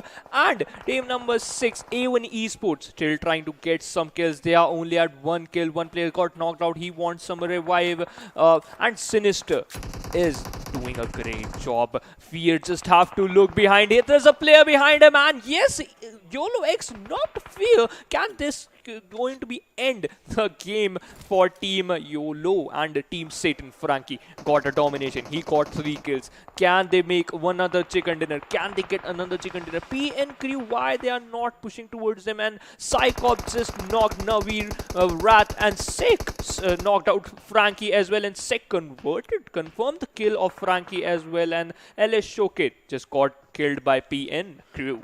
Yeah, PN Crew is just trying to dominate the teams from this high ground that they have. The nade is just gonna bounce off the one that was thrown by Faye. It was a smoke, not a nade, and it is not gonna hit a mark. He was planning to throw it on towards the cliff so that Avsec would not be able to peek them on the down ground, on the low ground. But now it is still gonna be useful. It is gonna provide them with some cover if they can step in it. But on the other side, Sandesh, he is gonna spot the players of HARAME. The M16 is going to be used on the tap shots and the damage is going to be done to Karthik, but this game is going to head towards the end at any moment. 10 teams alive, 21 players in here. NAVI in a really comfortable position for now, on the very edge of the circle. Do not have to move, just have to collect the kills that are in front of them. And Avsec, he is hungry for those kills, especially for the players of Satan, as he is going to go and pick up one.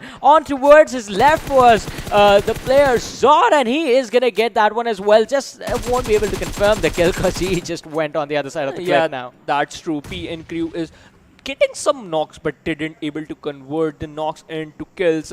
That's why they are lacking, but still maybe they're just going to work on it, and that's why they have 3 kills. And High Voltage Havoc just knocked out outside the zone. Assassin also got knocked outside the zone. We have 10 teams, 25 people alive. PN Sick trying to knock a player up, but unfortunately he also got knocked by Ironic. Wolves Ironic got a high advantage, playing very amazingly, and got 4 kills for the team. And unfortunately High Voltage got eliminated here. We have only 9 teams, 21 people alive. Wolves have a high advantage. Can they clutch through him? Can they get the chicken dinner? And Clutch also knocked Satan Zod and instantly finished. Satan got eliminated. The team who got the chicken dinner, Wolves are in big trouble. 6-9 got eliminated by Soldier. Navi is looking very strong because they know Ironic got chance. He just knocked out one player. Soldier got knocked out. He is going to finish him instantly. Ironic knows there's one player surviving here. Ironic got the domination. 7 kills for the team Wolves. One player is knocked out, but he is unable to revive him because he is very far away. And Clutch just downgraded. He just jumped from the cliff, trying to finish the last player of Navi. Can they kill? There's a go. Wrath is trying to fight, but unfortunately he also got finished. Navi got eliminated. Well, that took a while to finish that one lad from the squad of Wolves, but now we're down to 7 teams, and they did try to go for the superhero landing, but the cliffs are just too tricky to jump down from. We did see Ironic do one. He did take some damage, so that one doesn't count. But on the other side, some interesting names are left with A1 Esports. Venom Legends also going to be here again, along with the squad of Wolves. PN Crew is going to be represented by Sandesh and his teammates. AGS is also in here, along with the squad of HARAME. And A1 Esports, Sinister and Fear, 2 players remaining for the squad. They're going to try and go and see how many kills and how many placement points they can can get right now. Just have 1 kill, and his helmet is gone. That's the level 1 helmet. Takes more damage, but is so lucky that he barely manages to survive. On the other side, AGS, they are in a really bad situation. Have been spotted out from every single direction, and all the teams are going to try and take them down. Yeah, that's true. And A1 Esports still trying to fight, and 7 teams are alive. We have 18 players, and unfortunately, Phantom Esports got eliminated on the 7th position. Guzavo just knocked a player Sphere, and instantly he just converted into a kill, because kill is very important. And Wolves, they are looking strong, but only 2 players got knocked out. 1 player, Newt, is the last man surviving for the team. Can he clutch? Clutch also got finished by Sandesh. What is going on? The kill feed is running. I'm out of my words. I'm still trying to get the words correctly. But yeah, let's go to HARAME Ghatak. He's the last man surviving. They have 6 kills. They just need some placement point. They are already in top 6. Can he make to top 5 or not? What are your thoughts? I think it is going to be a bit tricky. The only way to do that easily is... All right, that was a really nice nade. Sinister is in a weird situation. He needs to get up, and he needs to try and find a way out of it. It was smoke that was thrown by the squad of P and Ayush, and he rushes down. He can go for the finish. Sinister, he is on 50% health. Ayush is on almost on the same. The shots being fired. Sinister is going to go for the reloads. And Ayush, here's the reload go when he charges and still can't take the fight. He's going to be finished off. That's going to mean that Sandesh is going to be the last man surviving for PN Crew, and we are down to top 5 teams. 9 players in this game. Wolves Den with 2 players. Venom Legends just 1 left. PN Crew just 1 left. Angry Springs with all 4 players alive, so they will have the highest probability of taking the chicken dinner in this game, followed by Wolves Den, who has 2, and PN Crew, A1 Esports, and Venom with just 1 player each will have equal amount of probability. That is 11%. That's true, but the decision from PN Crew, it's not that good to rush alone, because A1 Esports Sinister is a very nice player. He have the gun power. He can eliminate 2 players in a single spray. Yet another player can also do that, but yes, he have the confidence as well. Venom Ushavo is just taking cover of a box. He have no health in level 2 vest and damage also. The vest and helmet also got damage, and PN Crew just got eliminated outside of the zone. We left with only 3 players. Wolves Ironic searching for Sinister, and Sinister again knocked him and finished him instantly. Wolves and NAVI New is the only player surviving. A1 Sinister is the only player surviving. Angry Springs looking very strong. 3 men surviving. Can they get the chicken dinner? I hope. Yeah, manpower can work here. What are your thoughts? Yeah, okay. Winner chicken dinner for Angry Springs. Yeah, it did work indeed in their favor, and they did get the chicken dinner, finishing off the last player from A1 Esports. That was Sinister, and an amazing gameplay by Angry Springs. They were angry indeed, and angry to get the chicken dinner, and they did take it away. Yeah, that's true, and even Esports got the 2nd position. They tried hard. Sinister, what an amazing play. Just another player come, he just knocked him, finish him instantly. One more player come, he knocked him, finish him instantly. What an amazing play. And Wolves again keep up the flow.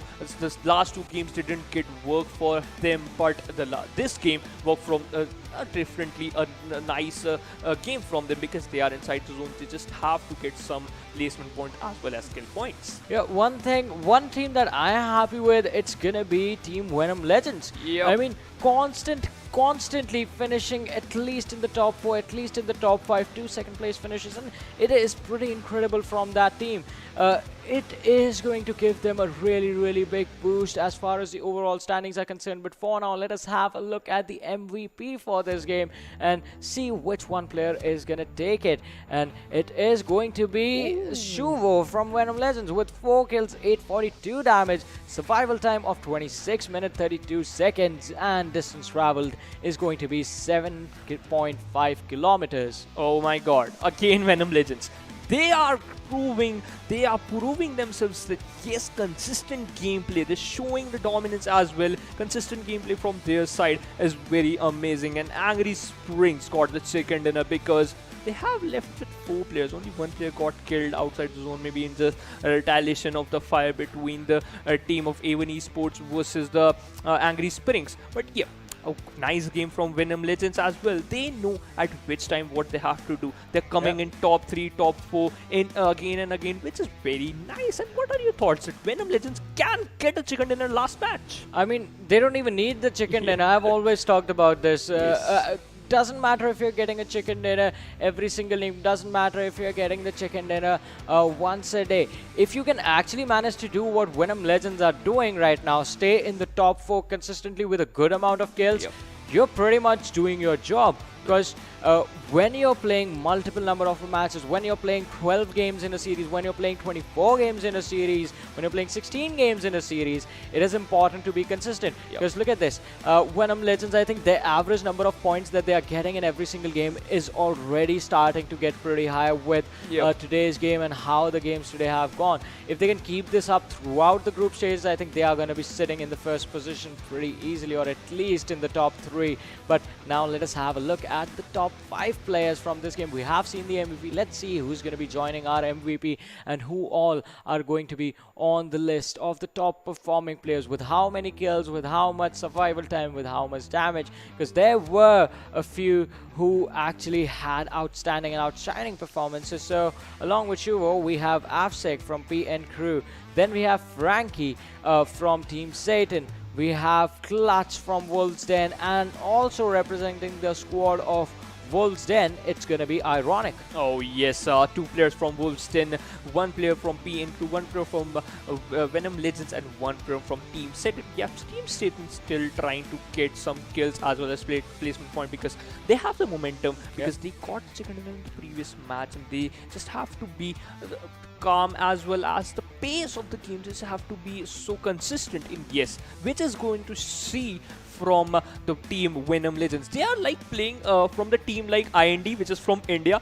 They also got the consistent gameplay. That's why they are always on top 5. Yeah, they have a really consistent performance. Both the teams, in fact, if you're going to compare. But I think the playstyles are a bit different. One team goes for the placement points in general up until recently, but Venom Legends, they have a really good balanced approach, somehow managing to get the good amount of kills and the placement points as well. We're going to see that as we move on and have a look at the game standings and see how many points did they actually get from this one, because it is going to be pretty interesting.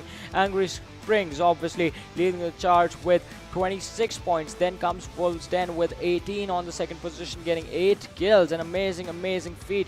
A1 Esports on the third with 17 points in total. Venom Legends, there they are sitting on the 4th position with 15 points in total. And an interesting finish for them. And what I see, which I pretty much like really, and is really nice to look at, is the fact that kills are evenly spread out, even on the second chart. Yeah, that's true. And if we talk about Phantom Esports, get in 9th position with only 5.0 kills. E2 SOPM got 10th position with 4 points. High Voltage got 11th position with 4 points. Abrupt Slate got 12th position with 3 points. And Thunder Yeti and Solti scored. And Trust the Process have 2 points. And 7C Esports got only 1 point. This type of gameplay is kind of weird, because Phantom Esports, we know them for the knock and finish, aggressive gameplay, type of gunpowder. We know them for gunpowder as well as placement point as well, but they didn't get any kills. Maybe they just have to study the game styles of other teams as well. It's just like Team HARAME. We can know that they are coming in top 8, which is nice, because they're just building up the pace. They just want to keep up the momentum, and which is also great for them, because you have to be consistent, just like Venom Legends. Yeah, it is an incredible performance, but I don't think Team Phantom is going to lose much from this one. Just one gap. Still, they got 6 placement points. Let's not take that away from them. And moving on to the leaderboards, we'll actually see how much the impact, because the impact is going to be felt of missing out on the kills. I'm not going to stop you there, and it is going to be felt as the gap is going to be closing slowly and steadily. Venom Legends on the 2nd position. Look at this. No chicken dinners. They have 48 placement points, 47 kill points, keeping a really balanced approach, and 95 points in total on the 2nd position. They are going to close the gap, and I think if they keep this going, they will be number 1 in the standings as we move on to the semi-finals. Yeah, that's true. And if you look towards Rival X, they have only 4 matches. They played only 4 matches. Yeah. They still left 4 matches. They have 90 points. Can they get the first point in pressure give competition to Phantom Esports. And we talk about Satan climbing up in the leaderboard. They have 6th position with 69 points, which is also amazing. And we talk about A1 Esports. They're also giving consistent performance. They also have 69 points with 38 placement points and 31 kills. The kills department is quite equal as compared to placement points, as well as we compare to Phantom Esports. They have a huge amount of placement points because they have got 2 second dinners. Yeah, an amazing performance. I'm glad that 7C Esports, the way they have been playing, they need to make sure that they are focused on their performances, because the team right behind them, team chasing them, is A1 Esports, and also they have been consistent. 7C needed to pick up the pace in the last game, but moving on in the standings, we have PN Crew, who are also stepping up big time again. 13th position now, 55 points, along with E2SOPM with 50 points. Their points tied with DoyenKnightSs, but DoyenKnightSs are not playing today. So aren't God's Reborn. So those teams are going to be falling slowly and steadily. Abrupt Slayers. The pressure in this half of the standings is going to be intense, just because the gap is not that much. You need to be consistent. Making a safety cushion is going to be important. Moving to 17 to 24. Most of the teams over here are going to be sitting with 4 games played. So when they come back, they're going to have to start performing. HARAME is going to be Trusty Process is going to be, and Soldi Squad is going to be along with Thunder Yetis with 7 matches played. So these teams, they are in a safe spot for now, but after their last game, they're going to have 8 matches played. The pressure is going to be there. They make sure that they make the map of Vikendi count.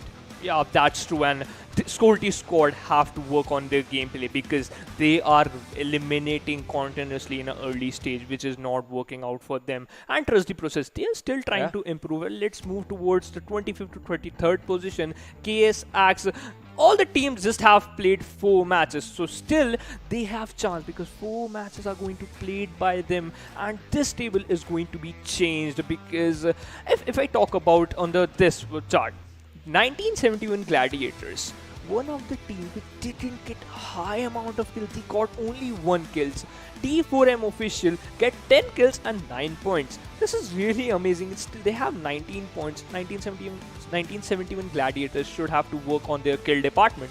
Yeah, they will have to work on their kill department indeed, but these teams are going to be stepping in tomorrow on the battlegrounds, and then we'll get to see how they actually try and secure the spot in the top 24, and how they try and qualify for the semi-finals, which is where the intensity of the entire tournament is just gonna hit the roof. But for now, the matches that we have lined up, it's just one remaining game for today, which is going to be played on the map of Vikendi, which is going to be the last game being played by the teams of Group A and Group D for today. They still have 4 matches left after that is done, so they need to make that one count, especially teams like Venom Legends, teams like 7Cs, teams like A1 Esports. They need to make sure that they are going into the semifinals with a really good momentum and a really good standing. But before the last game, we're going to take a short break, so you guys stay tuned and keep watching. We'll be right back.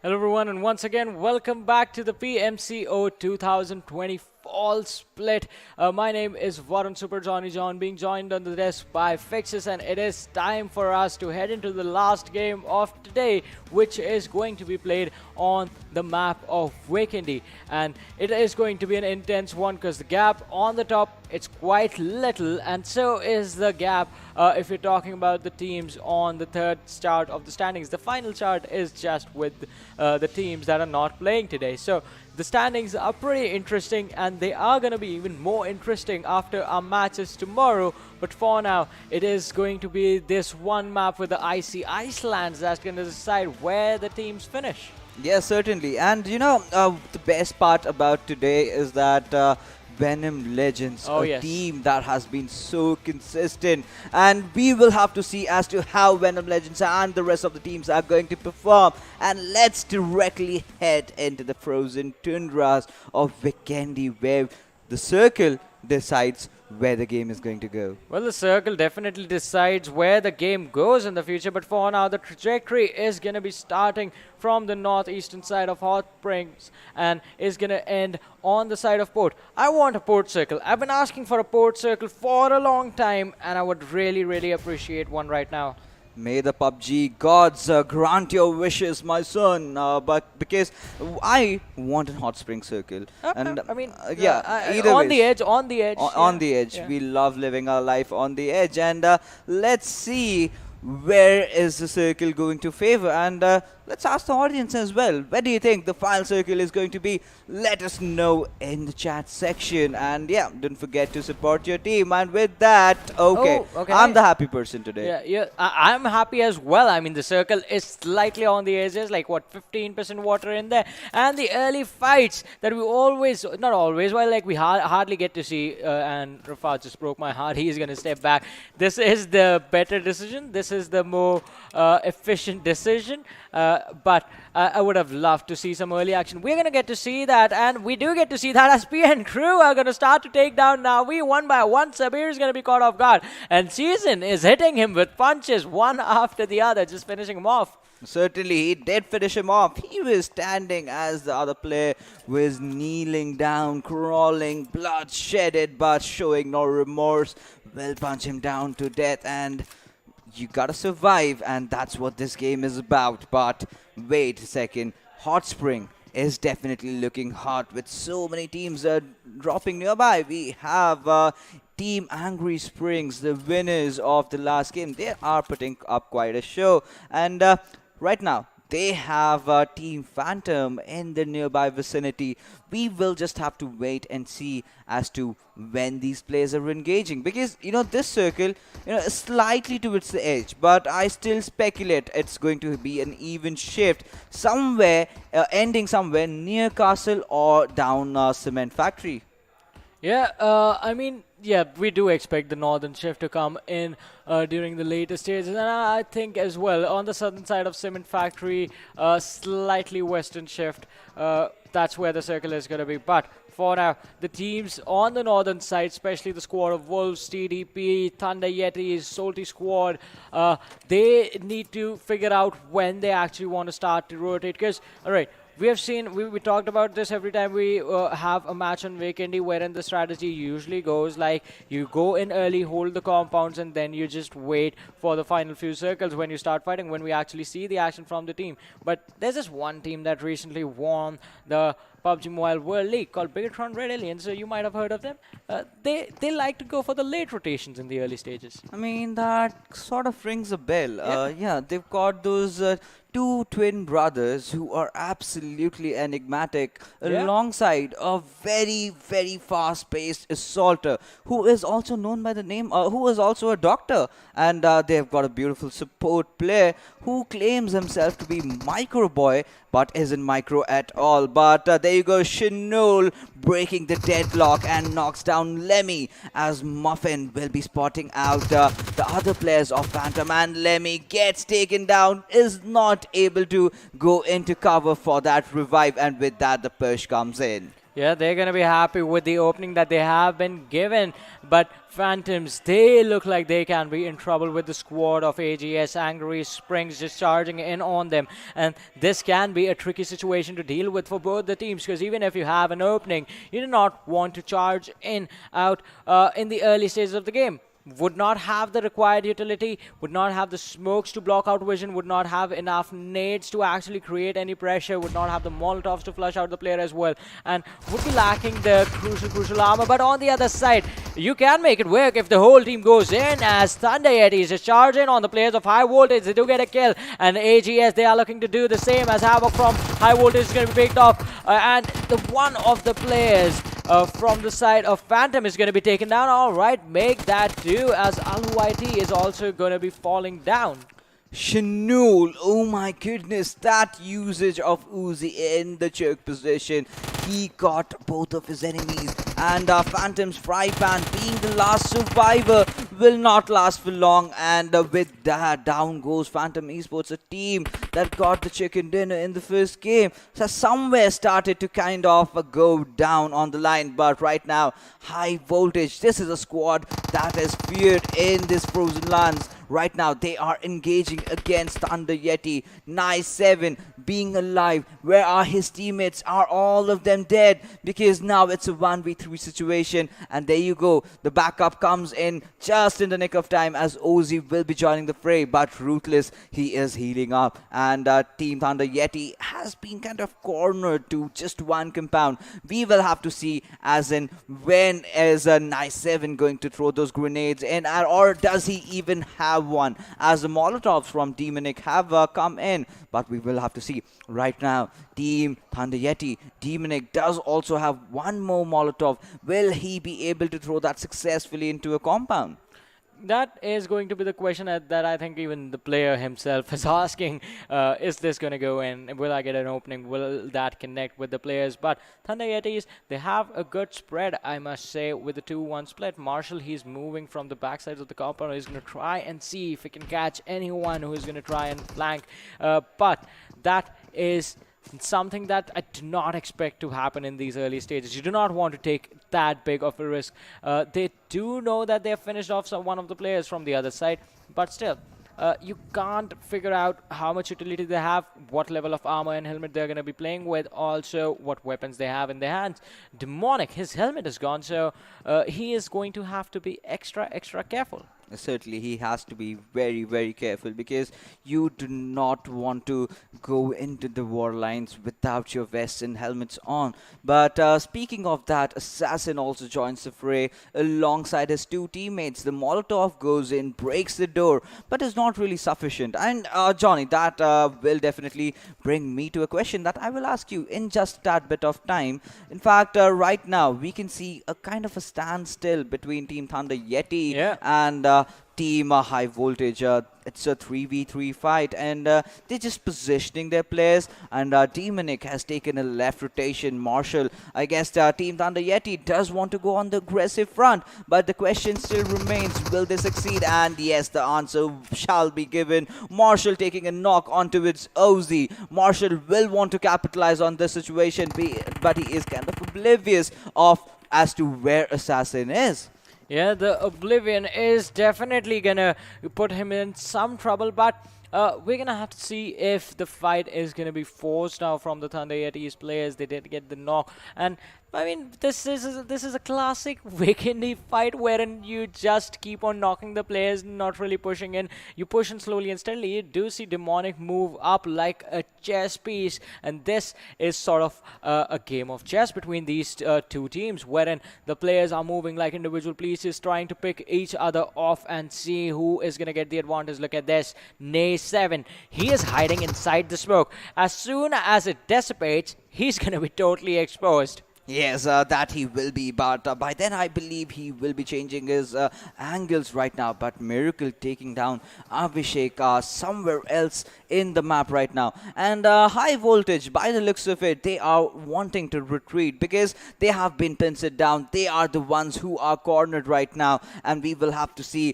Well, Marshall find yet another knock, and one more knock is all Thunder Yeti needs to make that push happen. But Assassin can be a trump card in this this whole fight. Demonic taking that right flank. I'm pretty sure Assassin has got him cornered in his eyes, and there goes the spray. He misses out, and Marshall taking a lot of damage. We will have to see, has this fight finally broken down? Yes, it has, and Demon is very low on his HP. He needs to heal himself up, just as that one first aid, and gets spotted by Nay7. Nay7 shooting a few bullets down, but no, nothing yet is happening. Ruthless has been taken down as well. Demonic finally getting into the fray, getting knocked down, but Marshall did take a knock onto its Assassin, but will get eliminated in the process. But still, the fight is on the other side of the map, is still yet on. Satan versus Abrupt Slayers. I mean, two teams taking an early exit, and it looks like early exits is going to be the name of the game in this match of Vikendi. First it was Phantom,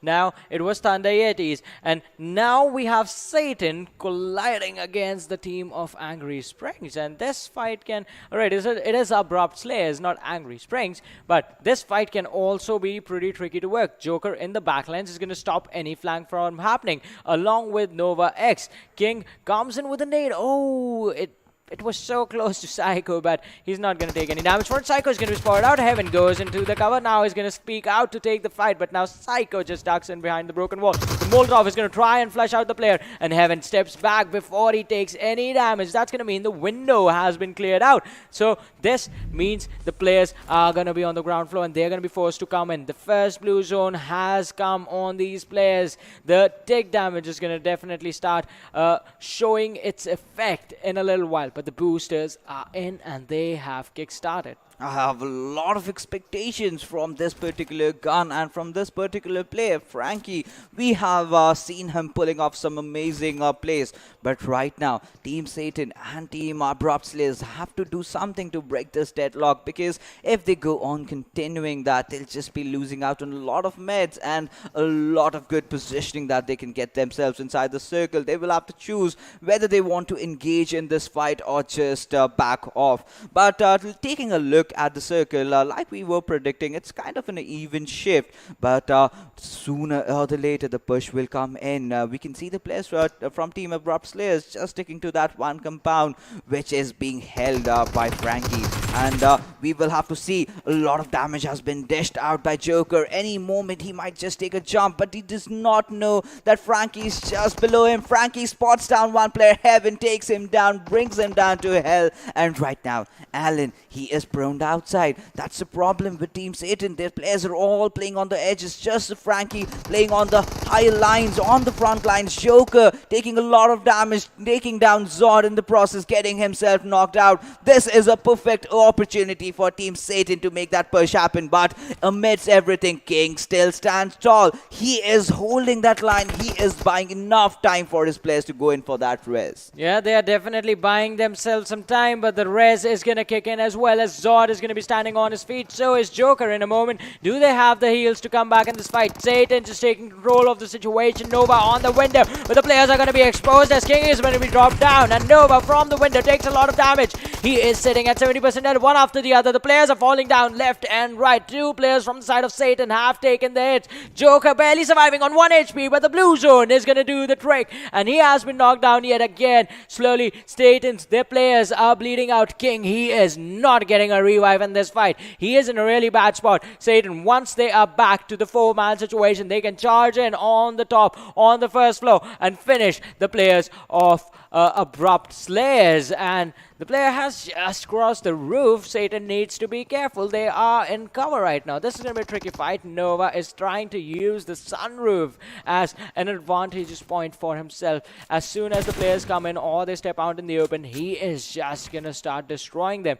Has enough heals as well. 2 first aid, 5 bandages. Yes, 2 first aids, definitely having enough heals as he takes down Zod, dishing out a lot of damage, but Zod will definitely fall down to the zone. It's still a 2v3 fight in the favor of Team Satan, but somehow they are on the backlines. They are taking a lot of damage, but when are they gonna push? Because this was a very right opportunistic moment. Now they have to go and prioritize reviving Zod, who is in a very tricky situation. But Nova, he is doing so much in this particular fight, right from taking those knocks into reviving Joker, getting him back up, and again resetting the fight. Right now Frankie's throwing down those smokes and will try to to revive his teammate. But for how long? As I can see, Zod finally being finished off. And Alan, he is going out of cover. He wants to spot down Nova, but Nova is very determined. He looks to hold on to his grid. And Psycho, can he spot down Joker? Joker and Nova, both of them utilizing TPP, and Psycho will also get taken down, going in for the first hit.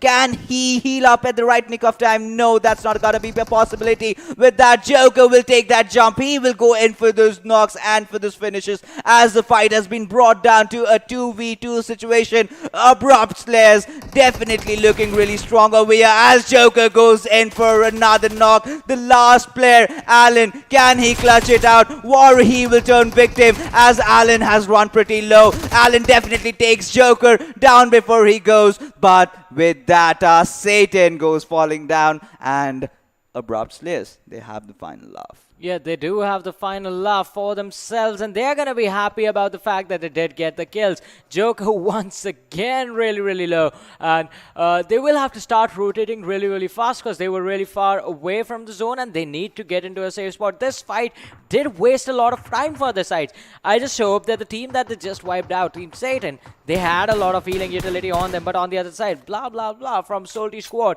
has spotted out the players of high voltage. Shots fired on Assassin, small taps did some damage, but not enough to get a knock for the side. And now Salty Squad, they are taking a breather. One of their players, Rusen, was knocked down, so they need to revive him as well. Salty Squad, Vcash once again stepping into the battlegrounds and is going to try and secure a lot of points for his team, but blah is going to try and do the same thing as he knocks down Newt from the side of Wolves. And this might be the perfect opportunity to make that push happen, because Ironic is alongside Clutch are the last two members surviving for their squad, and by the looks of it, Clutch is going in for the rev. He will be reviving his fallen teammate over there, but he needs to make sure that the parking is done right, because small mistakes can lead to huge disaster, and that is where he has got himself in a very bad position. Went in for the rest. The opponents were just waiting for someone to come in, finished him off, and now Clutch looking in troubled waters. But we'll take a look at the third airdrop of this game, and this is my favorite drop of all, the coveted Mark 14. But yeah, like Johnny, I really wanted to ask you something. We have seen Molotovs breaking doors, but wouldn't it have been better if grenades were able to do so? It would have been interesting indeed, but for now, TDP, I want to see if the frag boy can get any frags, or if he does, how many can he get for himself? Because TDP, they are in a decent enough position in the overall standings, but they need to do more. It is a big name, it is a big team, and they have a really big reputation. Shagar on the other side, just living up to the hype, and is going to confirm one more kill for his team. Wolves Ironic, he did spot him out as well, but Ironic is just hiding carefully underneath the bridge, trying to protect himself, and that is a good position for now, well, at least. But if he tries to escape, it is overly exposed from both the directions. Yes, and right now, Team TDP, they will have to play every game very carefully, and can have their eyes on Ironic, who is trying to take cover just below the bridges, and Team PN, they are just beside him as well. But Salty Squad using a substitute here. We can see Vcash, and I personally know this player. I have been a part of the PUBG Mobile competitive community for quite some time, and if you take the name of Salty, I believe Vcash is one of their oldest players. Yeah, he is one of the oldest in the lineups, and that is why I think Salty Squad just bringing in the old players, bringing in the OGs of the lineup into the action will definitely step up slowly and steadily, but they need to keep their minds on the fact that they can't take too much time. A1 Esports, on the other hand, are just using the experience that they got last time along with the new players that they have, getting a lot of frags for themselves and just fulfilling every single goal and taking every single checkbox. Around the 18-minute mark, 20 seconds for the next circle, and we will have the fifth zone. 3 teams have been eliminated from this game, as we have 13 teams alive and 42 players in this matchup.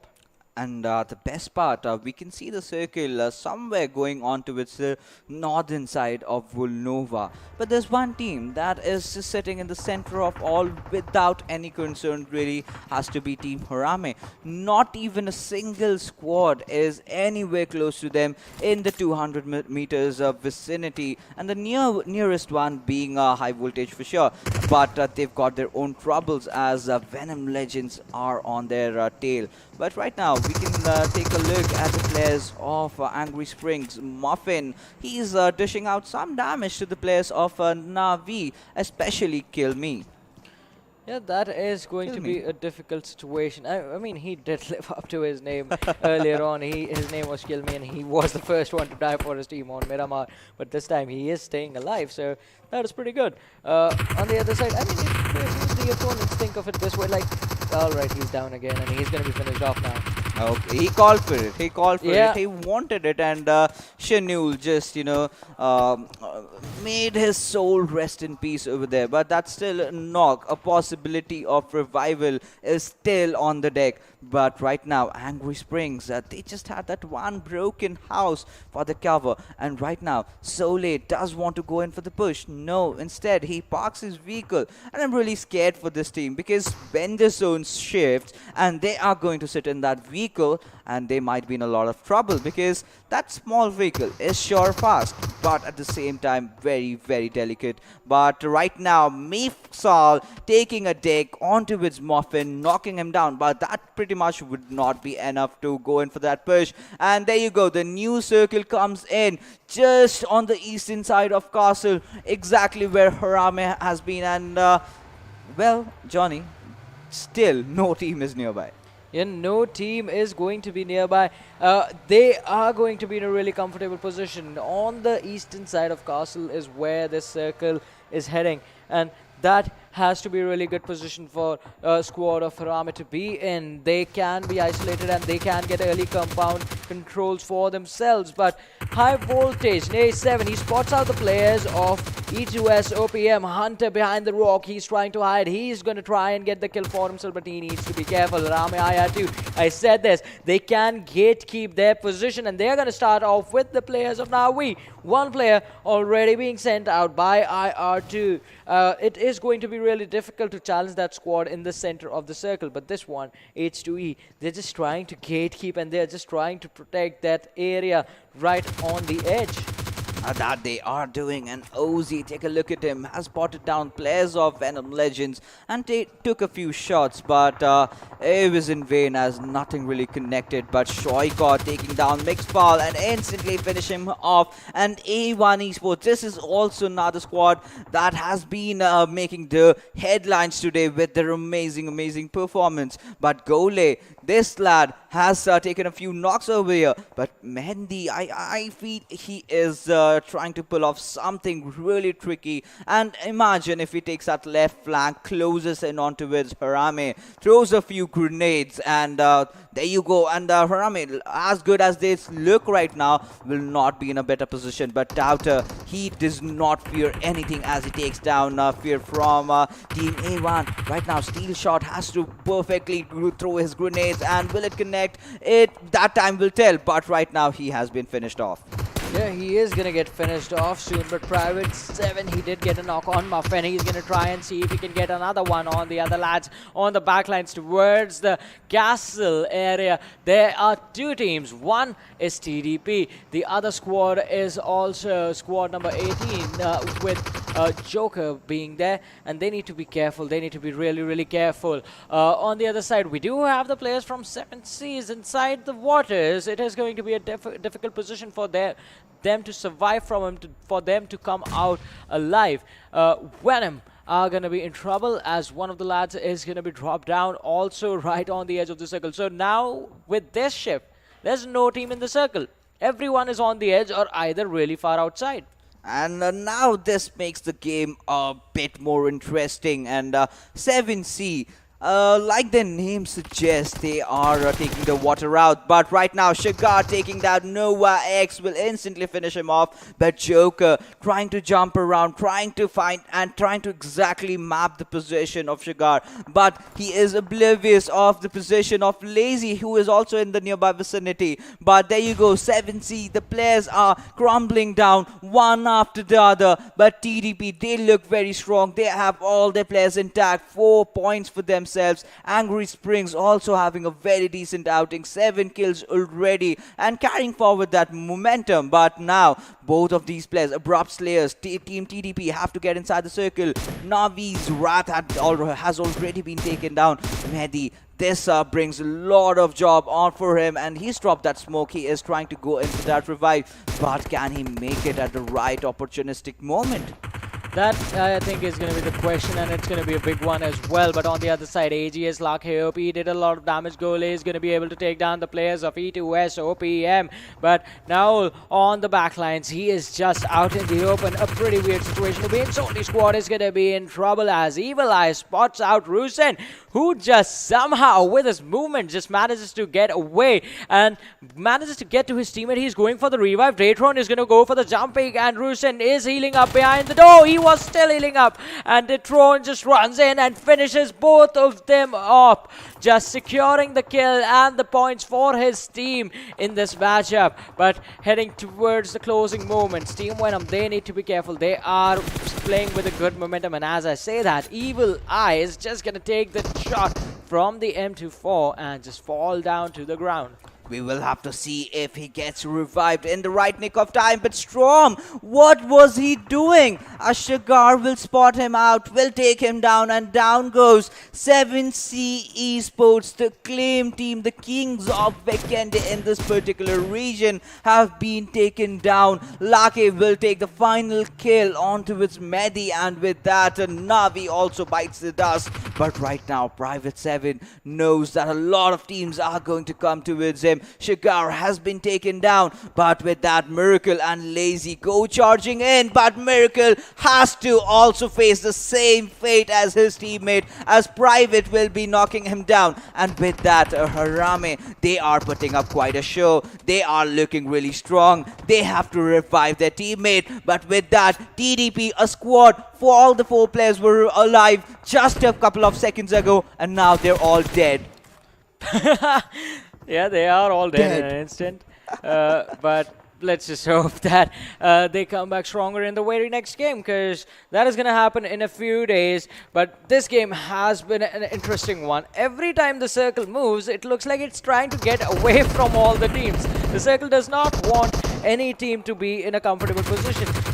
These 2 teams right now, squad number 19 and 20 that we have on our screens, that is AGS and the squad of E2S OPM, trying to fight out for the control of the very southern edge of the circle, where in E2S OPM they are slightly inside.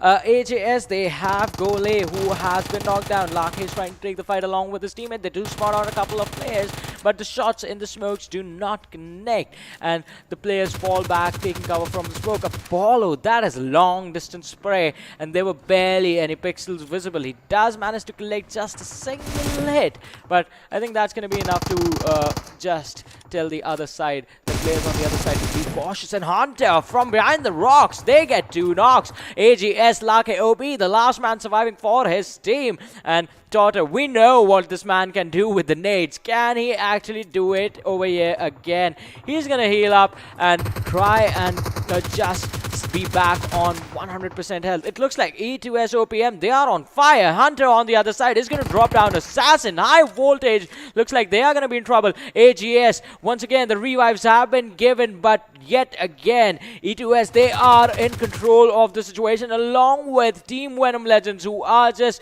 wreaking havoc on anyone they see on the extreme other side of the circle. The 2-2 split might just work, or it might not. The team might be in trouble. All is going to try and charge in, but he's going to be dropped down by Totter, and his teammate takes care of Lake. Hunter and Totter, just the duo doing the job and pulling their team from a really tough situation. that they have done. But right now, Venom Legends are living up to their name. These guys are legends, very difficult to take them down. But now they start falling. Detron getting knocked out, instantly finished off by Private 7. Shuvo also trying to take a knock onto its Private 7. A lot of fights happening left, right, and center. As you can see, Shuvo utilizing the cover will eliminate the entire squad of HARAME as we are brought down to the last 3 teams. We got 5 players alive. Can this be Venom Legends game? Can they pull off a good show? But in front of them, 2 legends by the name Daughter and Hunter, who have not been letting anyone come really close to them as the final circle has been formed. And right now, Shuvo is in a very good position. Hunter and Daughter have to get inside the circle.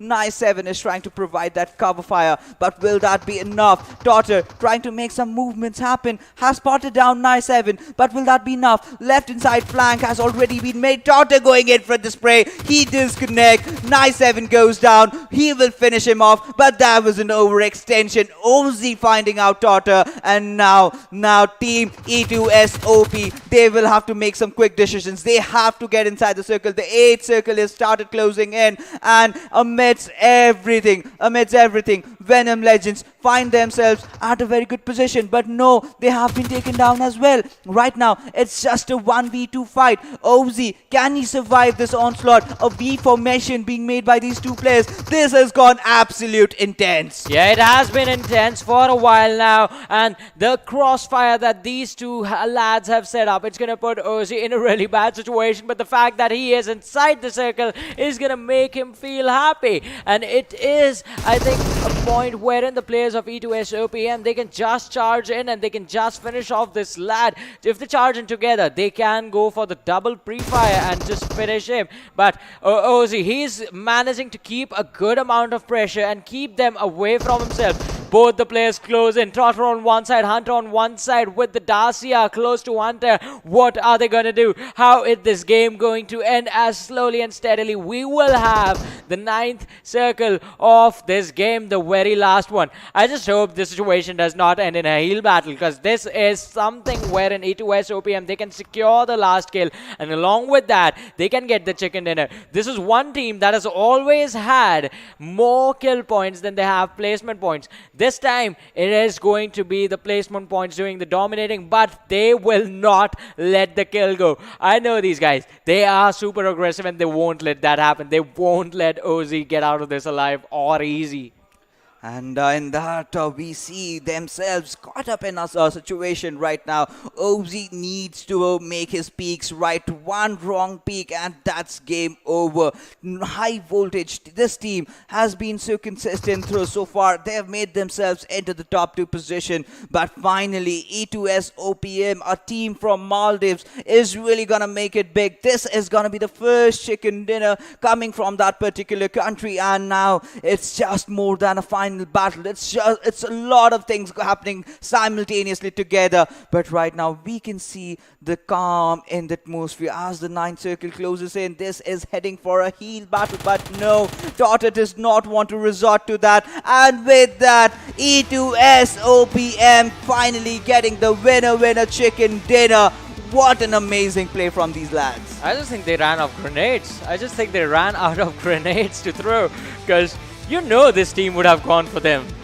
Yes, we certainly did. They know how to throw them as well. Perfectly. I mean, you remember the first day, Daughter just going all boom, boom, boom with 3 knocks from 1 grenade. I still remember those moments, but finally, they've gotten a final chicken dinner in the final game of today's evening, and that is gonna set things up really good for them. They have to carry on this momentum. We saw Angry Springs. They got a chicken dinner. After that, they did have a good number of kills. I guess around 10 or 11. Yeah, it was a good performance from Angry Springs. But E2SOPM, coming back to the conversation about them, they will, I think, move up to the first half of the standings, the very first page of the standings, because they were sitting quite comfortably in the second page of the standings, a really good position. But I think being in the top 8 means you are pretty much on your way to the semifinals. But let's talk about individual players and have a look at the MVP from this game and see who was the player who was outshining in this icy Iceland. And it was Daughter, the man himself. 4 kills, 977 damage, 30-minute, 49-second survival time, and distance covered was 4.77 kilometers.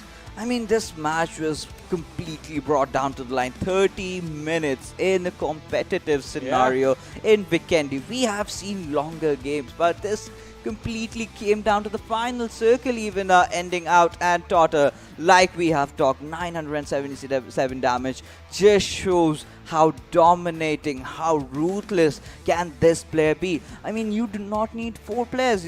These guys just did it with 2. These guys don't need weapons, they just need grenades, I think, Yeah. and throwable utilities. The smoke cover as well that was made in the last fights, that was pretty incredible, just denying any sort of vision to the teams that would have been able to kill them. So, utility usage on point, aggression on point. The team, what it was lacking was just the team fighting capabilities that we did see was sort of flustered up even in this matchup. I mean, just 2 players were remaining in that final situation. So, need to work on how the players synergize individually in the actual team fights. But apart from that, everything else, they pretty much do a decent job.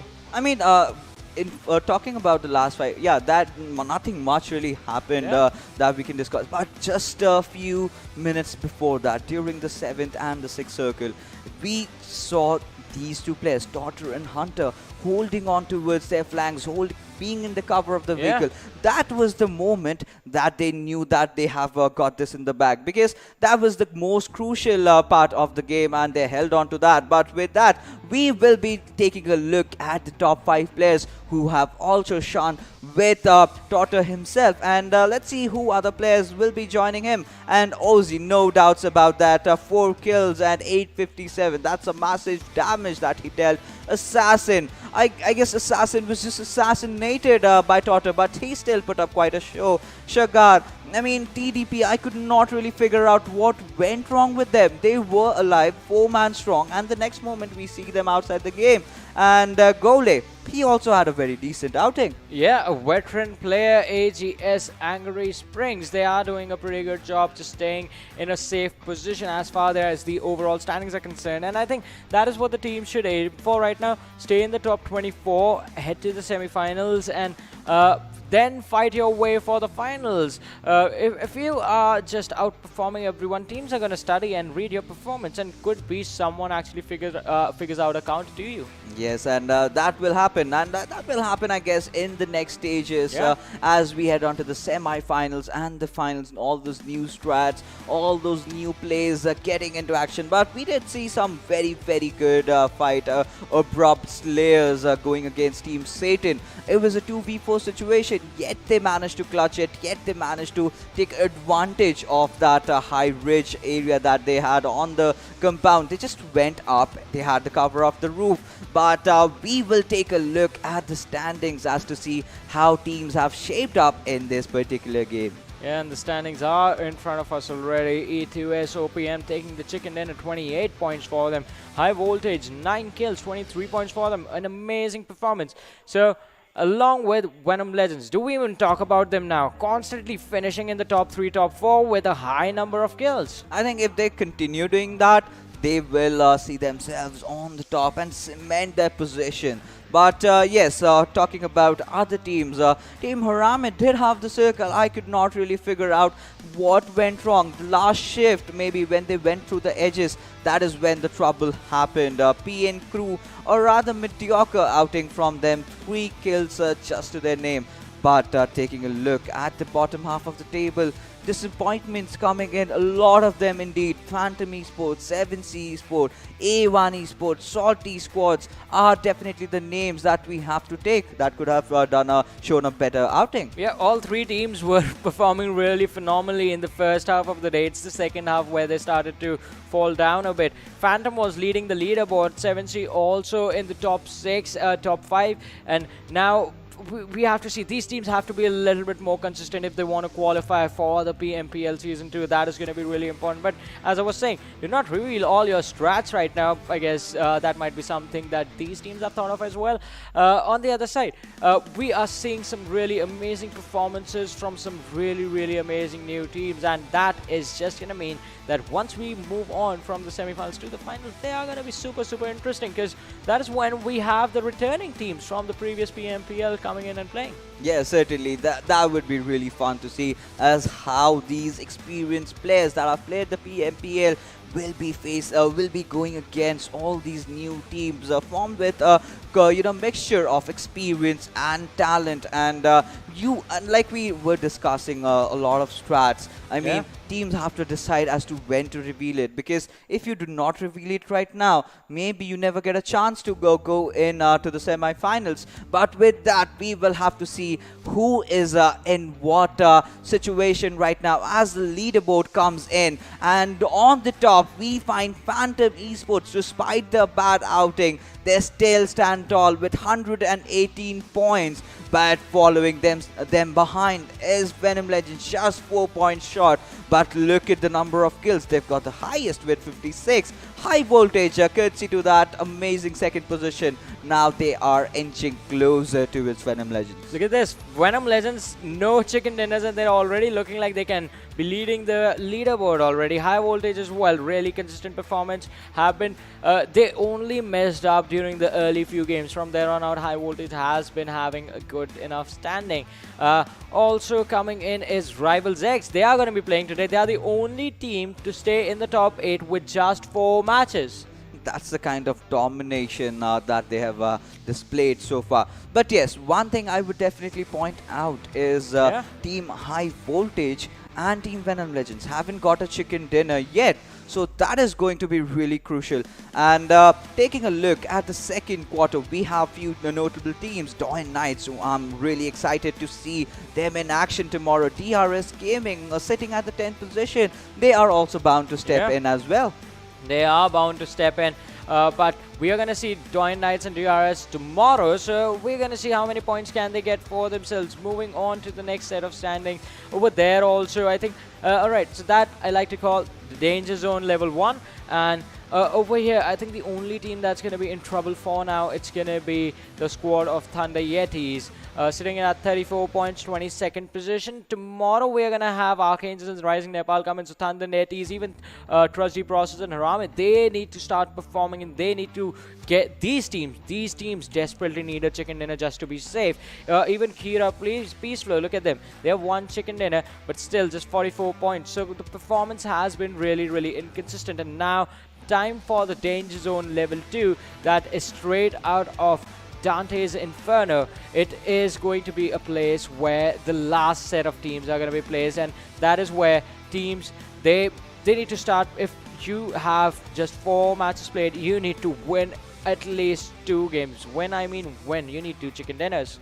And this has to be a wake-up call for them, because all these teams, I believe they've just played 4 games. So we will be seeing all of these teams in action tomorrow, and new teams will also be rising. And few notable teams from here that we have a lot of expectation certainly is PWP Esports, having some good players over there, having SK49 and a few other players as well. But right now, NRZ Hunters, AzraelGaming, all these teams, 1971 Gladiators just sitting at that 1 kill. Really, they need to put up some good show over there, because if they do not, they are gonna crash out. Yeah, they might just crash out, and no one wants that, especially the fans of this team from Bangladesh.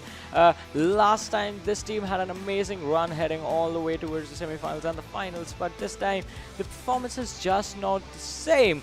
What has changed? And I guess this team, since they already only have 4 matches played, they still have 8 games remaining. They have time to step, and they will be playing tomorrow's game. Let's hope the fans are going to be hoping for this as well, that the team is going to start performing along with the players of PWP Gaming. They have a really experienced lineup. I mean, the players on the squad have had performances from internationally different regions, and now coming back here in the South Asia regions, they're going to look to shine, and they're going to look to shine bright, go into the PMPL Season 2 with a really big advantage for themselves. Yes, certainly. And slowly and steadily we will get to see who are those teams that will be representing this South Asian region in the PMPL. But now let's take a look on those individual players who have given their best, who have given it all, and find themselves on the top of the kill leaderboard. And it's gonna be none other than Evil Eye, Venom Legends. They have been performing so well, followed by Shuvo, 22 kills, 16 kills. I mean, that's insane. Yeah, that is insane indeed. But we have Hungry Box from 7C, 15 kills for him. And then we have a player from E2S OPM with 14, followed by Sinister with 14 kills as well. But Evil Eye 22, that number is incredible. I guess he's showcasing what sort of an experience he got from being in the lineup of INES last year.